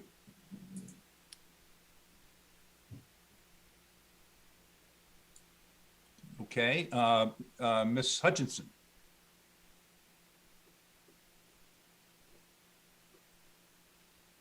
Can you hear me? Yes, ma'am. Oh, thank you. I tried the space bar. It didn't work. Okay. Yeah, I just do have some concerns actually. I would like to know from Ms. Case, when is it that you need to have this money allocated to you by?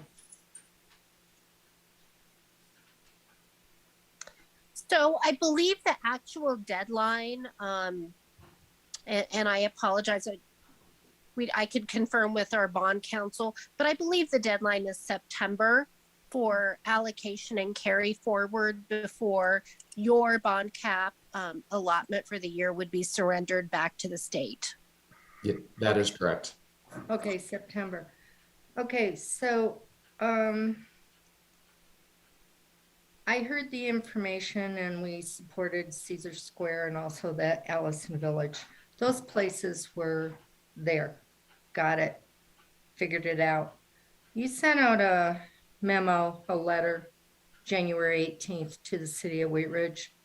On that, it states that there were going to be a couple sites. Both sites are located in Wheat Ridge and will be referred to herein as Site 1 and 2. That came from you.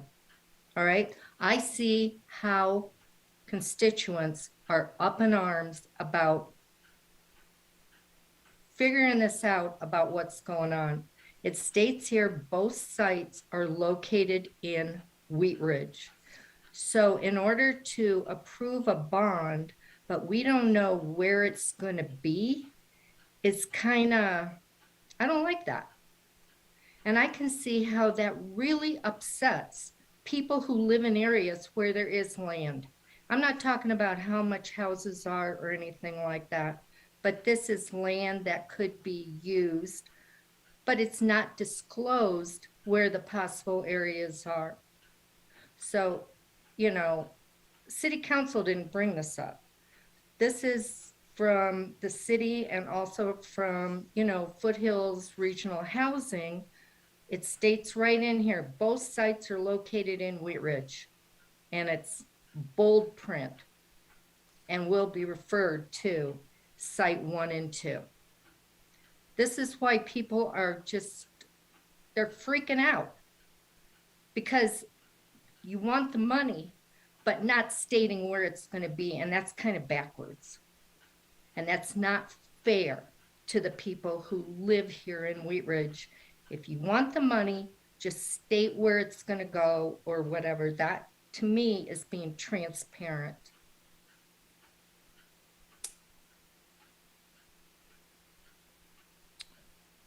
Wasabi? Thank you, Mr. Mayor.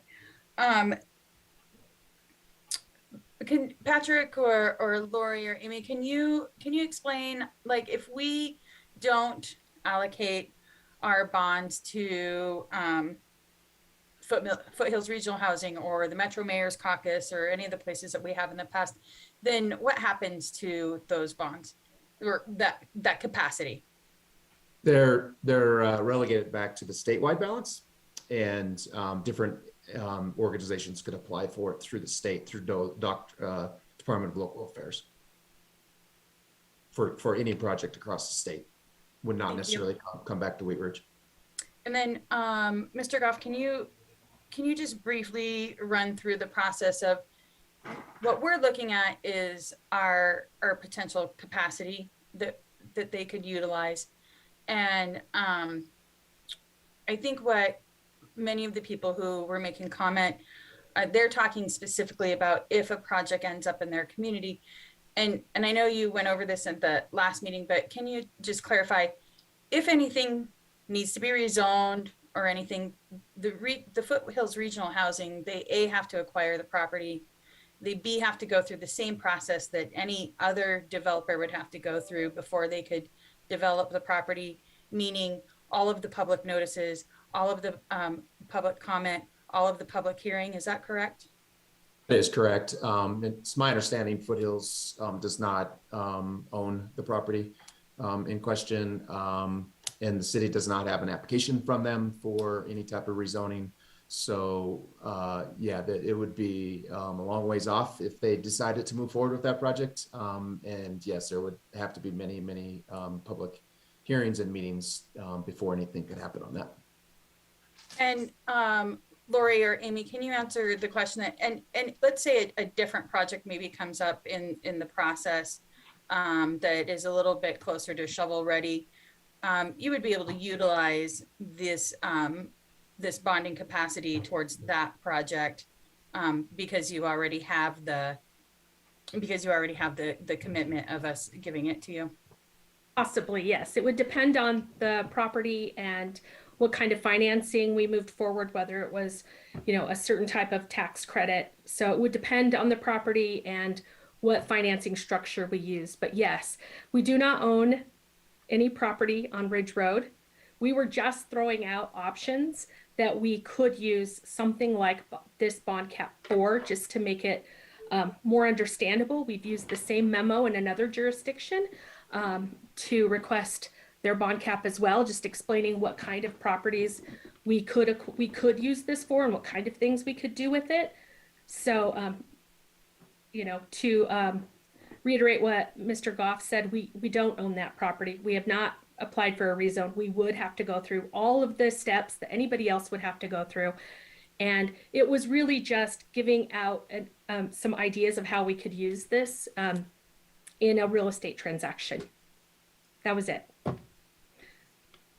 Thank you. Can I add one thing too, along the lines of a more shovel-ready project? I do want to be clear that private activity bond cap can be carried forward for 3 years.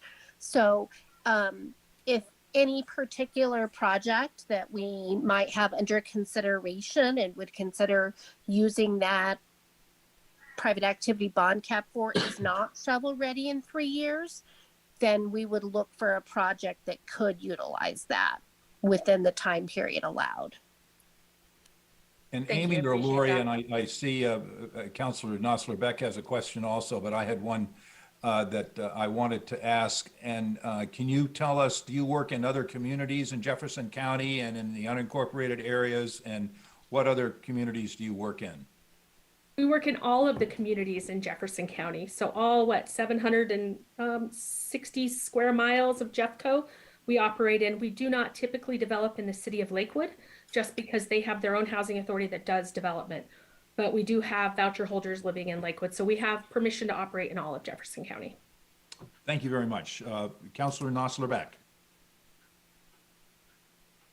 Thanks. I just wanted to follow up. I think that Amy, you just answered that question, the question that I had, but so am I understanding this correctly, that basically the 2 sites listed in the memo were basically like examples showing how the bond cap can be spent?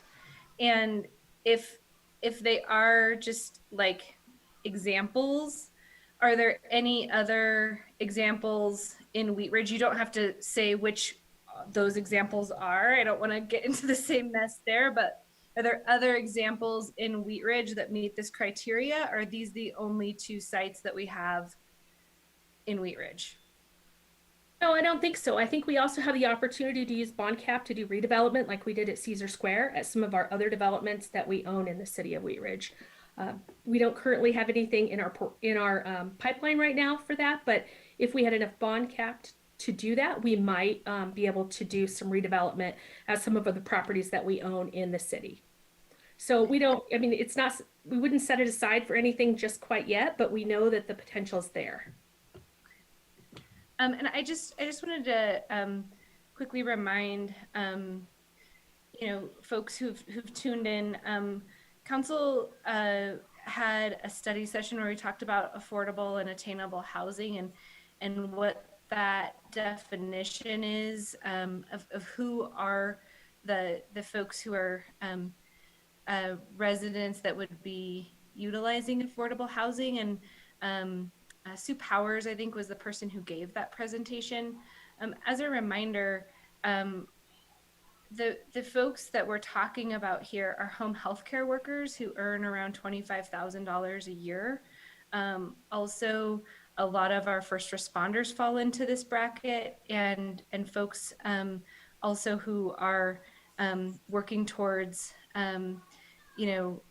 furthering their education. All sorts of members of our community fall into the affordable housing space. And I encourage all of us on council and people in leadership positions in the community to actually start putting the human side to what we're talking about instead of lumping everyone into the affordable housing space, but instead think of it as potentially the person who's taking care of one of your loved ones that we're talking about in these housing units and spaces. So thank you for the clarification, Lori. Thank you, Amy. But also just wanted to remind folks of that study session and some of the work we've been doing on that. Mr. Mayor, if I could. Sorry. Go ahead.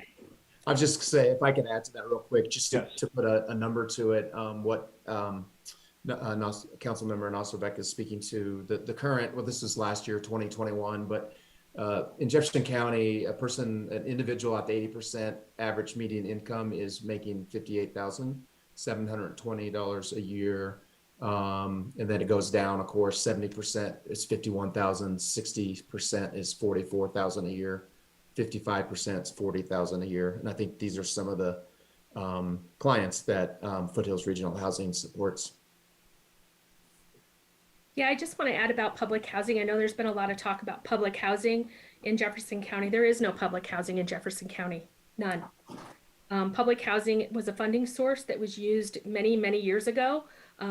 Any public housing that was in Jefferson County has been redeveloped and is no longer public housing, but is low-income housing tax credit, which serves 30 to 80% AMI. So there is no public housing in Jefferson County. And then the idea that Section 8 housing is the next thing, there is no new funding for Section 8 housing. Section 8 contracts are a contract that come from the HUD multifamily side. There is no new Section 8 contracts. So there is no Section 8 funding there is no Section 8 housing to be built. There just isn't. It's all workforce housing built for families between 30 and 80% of AMI. That's just the only funding source out there right now. So I just wanted to clarify that. Thank you. Councilor Dozeman. Thank you, Mr. Mayor. So I understand that we're solely discussing our private activity bonds this evening, but I will say that having read the memo to our city manager, Mr. Goff, it sounds like these projects are currently in the making, even though the property hasn't been acquired. So I understand how constituents could have read this and been really riled up about these projects already being in the making because of the language that is used. And so I agree that we want to designate our private activity bonds towards affordable housing. I mean, this was a strategic initiative that came out of our retreat this last year. We do want to see affordable housing. Hold on just a sec, baby. Affordable housing in our community. And this was just two potential sites here in Wheat Ridge saying, okay, thank you for considering, sending these private activity bonds to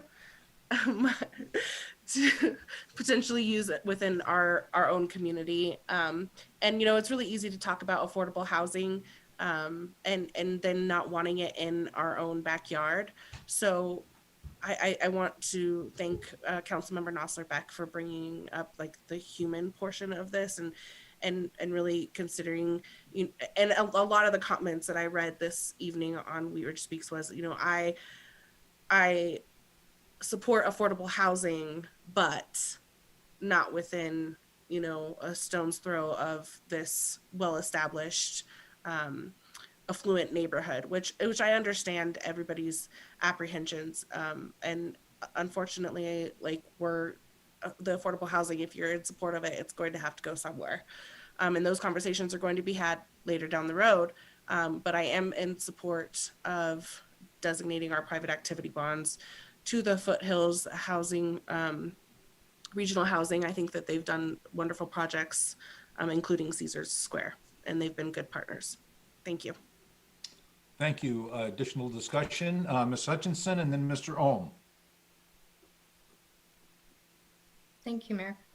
I just got kind of a generic question here for city staff. What are you looking at for population in Wheat Ridge? How many people do you want in Wheat Ridge? We keep building more and more. You keep referring, it's referred, we have 31,000. No, we've got more than 31,000 with all the building that's going on. So what is the forecast for population in Wheat Ridge? What do you want?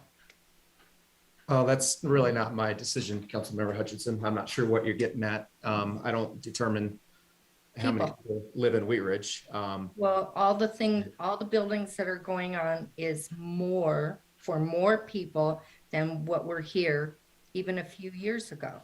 Well, and it's not city staff that's building those buildings. These are private developments that this city council and previous city councils have approved. So I don't appreciate the accusation that council or staff is increasing the population in Wheat Ridge. We don't have a forecast. We are a built out community. City council, we did just get a grant to do a housing affordability study that will look at what our different needs are for affordability. So that will help us determine what type of housing is needed for different income levels. But there's a max limit on the amount of housing that can be built in Wheat Ridge because we are built out. There isn't much space for large developments.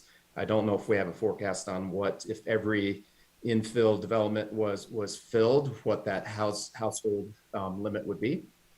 But there are restrictions in Wheat Ridge on how much housing can be developed just because we are built out and there's nowhere to expand to. But it seems like we can. Well, So, yeah, there I mean, are new developments. It's like there could be 2 sites here, maybe 500 apartments or whatever like that. So now instead of affordable housing, we're talking workforce housing. I never heard the word workforce housing before until the developers at Howard Johnson's showed up and mentioned workforce. So I understand that totally, but when a memo is sent from Foothills Regional Housing and it states right in there, written, you know, these sites are located in Wheat Ridge and will be referred to herein as Site 1 and Site 2, I can't trust them. And we have till September to do a bond. They need to figure it out. So I guess, you know, we're not supposed to trust what's written, and they wrote it. And that's why people are upset. They just read. Thank you. Councilor Ohm. Thank you, Mayor. I have one question for Foothills Regional Housing. Do you ever do a mix of types of uses, say like you know, like a senior housing with mixed income apartments with townhomes, all on the same site? Yeah, we could. We'd have to find the funding to do that. That's where it's difficult. Plus, we have to find the land to do that, right? I mean, of course, that's the challenge in all of Jeffco is finding land that can be zoned to do any multifamily development. So yes, that's a possibility. And we have looked into different communities and different mixes. Our property that we are building in Arvada will be a mix of 30 all the way up to 80% AMI. So we will have folks at that higher end and some folks at the lower end. So yes, we can do that and would love to have the opportunity to do it, but we would have to find the right site for that and the right mix of funding. And then the other question I just had too is do you sometimes do like a purchase sell agreement instead of outright buying a property? We always do a PSA. Okay. Anything that we purchase, yes. Thank you. Thank you. Mayor Pro Tem Hulteen. Thank you, Mayor Starker. I'm definitely supporting that we assign these to our regional housing authority. You know, we as a city really don't have the capacity to do much with that and have that go far. And in the last year, we've had several conversations, you know, starting last year where we approved these for the project in Arvada, which I was incredibly excited about, especially it was providing housing for kids that are aging out of foster care who literally have nowhere to go. And, you know, veterans who are struggling with homelessness is a priority at the county level. And homelessness really is, it is not something that we can really address exclusively within Wheat Ridge. And so regional, coordination of our resources is really the best way of having the impact. And, the discussion tonight is on how do we want these dollars to have the most impact on the issue that this council has time and time again has said is something that we're concerned about in our city and that we're looking to address in the best way we can. So I'm definitely supporting moving these to, the agency who has the most capacity and is working at the regional level. And I know coordinating closely with the county, which is really where a lot of this coordination comes. Where these dollars ultimately end up is conversations we'll continue to have. And if they end up specifically in our city at specific sites, then again, this is a public forum where that information will come forward. I do want to say I was confused. Never hear me say that. I was a little confused because the issue we're talking about today was uploaded onto Wheat Ridge Speaks as two different agenda items. So the Foothills housing memo was actually listed as its own unique agenda item. And so if I were the public and I had gone to look at that, that would have confused me because it did look like that was actually a standalone issue that we were discussing. So I want to just make a statement here that I think that is confusing, and I want to apologize to anybody who might have been confused that that was actually a standalone issue instead of a memo that was actually supporting agenda item number 1. So there was an error in how it was uploaded to our Wheat Ridge Speaks. And, I think that's something that could have created some confusion. So, but I think the staff memo that was put out was really clear about what the issue was. And I will definitely be supporting the consensus to move forward to have these funds go to the regional authority who can do the most with them. Thank you. Any other discussion before I asked for a consensus to Ms. Nosler-Beck?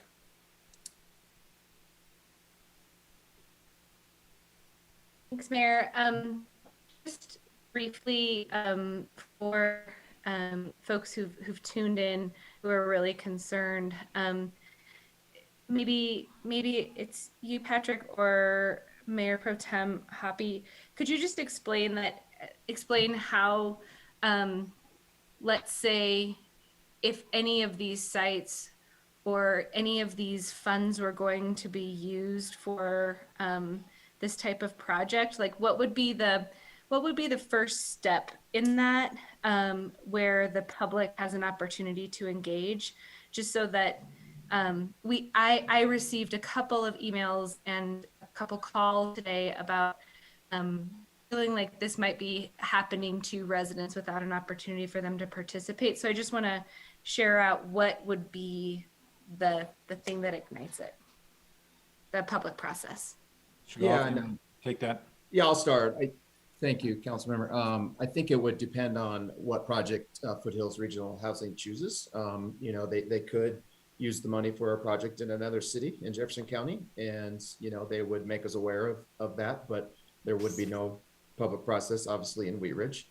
Or it could be used for a project in Wheat Ridge that's a use by right in a certain area of town that's currently zoned for that use. It may not come in front of council. So it really depends on the process. If you want to use the Ridge Home as an example, of course, as we've said numerous times tonight, that property would have to be rezoned.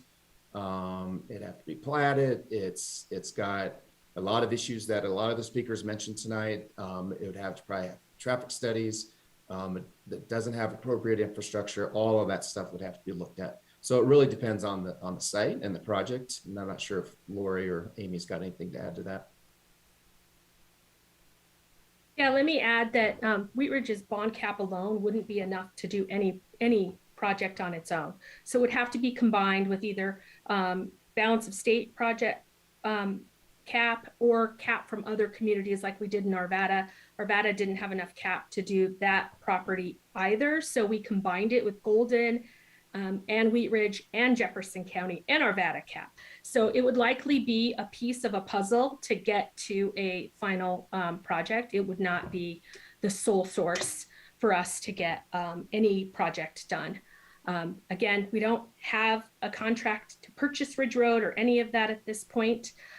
We don't have a specific site to put this to use this bond cap for right now. We were just trying to give some examples of how we could use it. And again, a good example really is the Allison Village project in Arvada, because we did have to combine several years of cap and cap from many jurisdictions. Thank you. Councillor Hobby. Thank you. Thank you, Mr. Mayor. I would just want to say that I appreciate the work that Foothills Regional Housing does. I know that it takes a lot of partnership with a lot of our area municipalities and our county, and I will support giving them our cap. Thank you. Mayor Pro Tem Hulteen. Thank you, Mr. Mayor. Before I ask for a consensus, I'd like to just make a comment to everybody. Ms. Nasser Beck was just asking what would next steps be. And just a reminder to everybody, if you are interested in following any future proposed development in your city that would require rezoning or any type of action by council, the city has a really fantastic notification system where you can receive agendas. And if you are unsure of how to sign up for getting emails with the city's agendas and how to provide comment, email your city council person and they can send you the information. We have an app that will send you notifications, and you can get emails every week with the things that we're discussing as a council. So that is a great way of tracking what's happening in your neighborhood. And we encourage everybody to sign up for those so that you can be in the know and be informed. So with that, I'd like to ask for a consensus to support the city of Wheat Ridge assigning its private activity bonds to Foothills Regional Housing.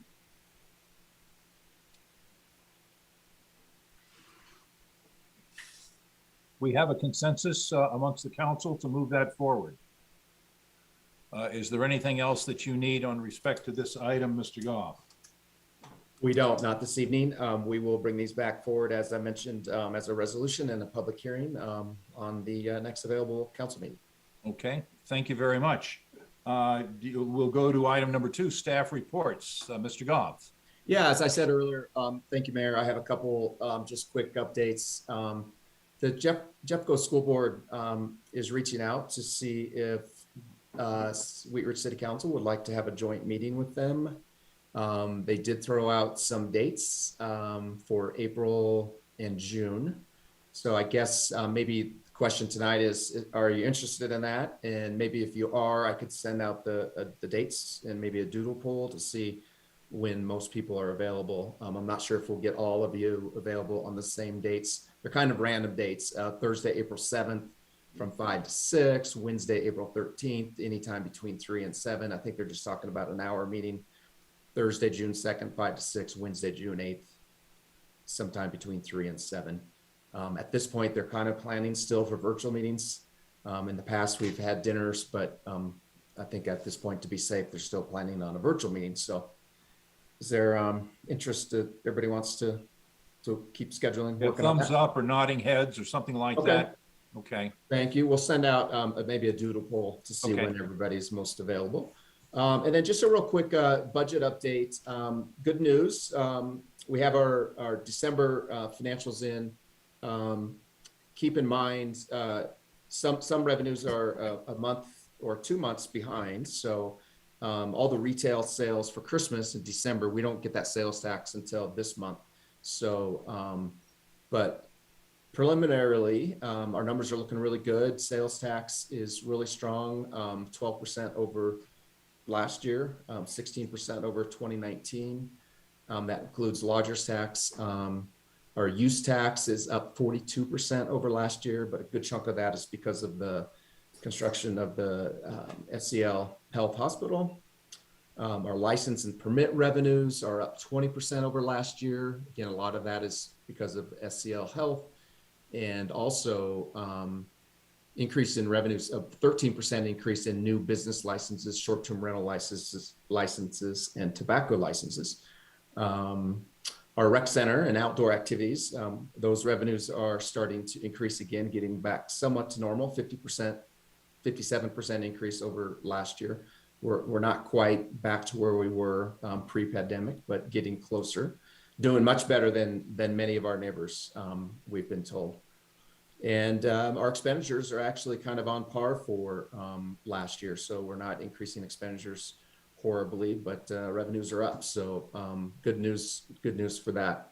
We do have a study session scheduled soon to come back to council to talk about revenues in more detail and how we're going to, what staff would propose to use the ARPA dollars, American Rescue Act dollars, and the reimbursement from Clear Creek Crossing Development, how we could use those dollars for city projects. The good news is on the American Rescue Act dollars, the city or the Treasury Department did put out final guidance on how to use the dollars, and they made it much more flexible.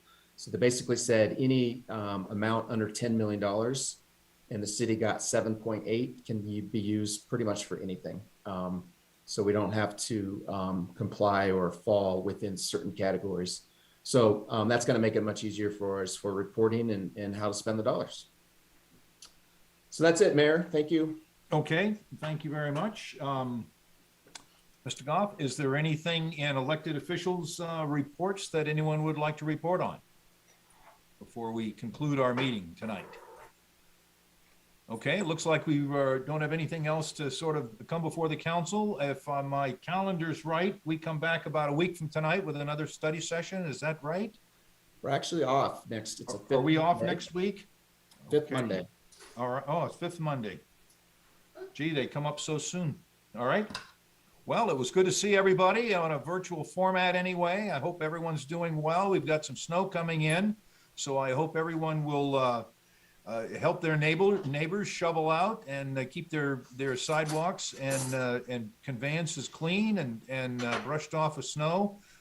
Remember to please slow down a little bit and drive carefully. We've got children who might be out playing in the snow. So please take care of all of our citizens. Thank you all for joining us tonight. We appreciate all of your comments and your interest in our city government. So with that, we will stand adjourned. Good night, all.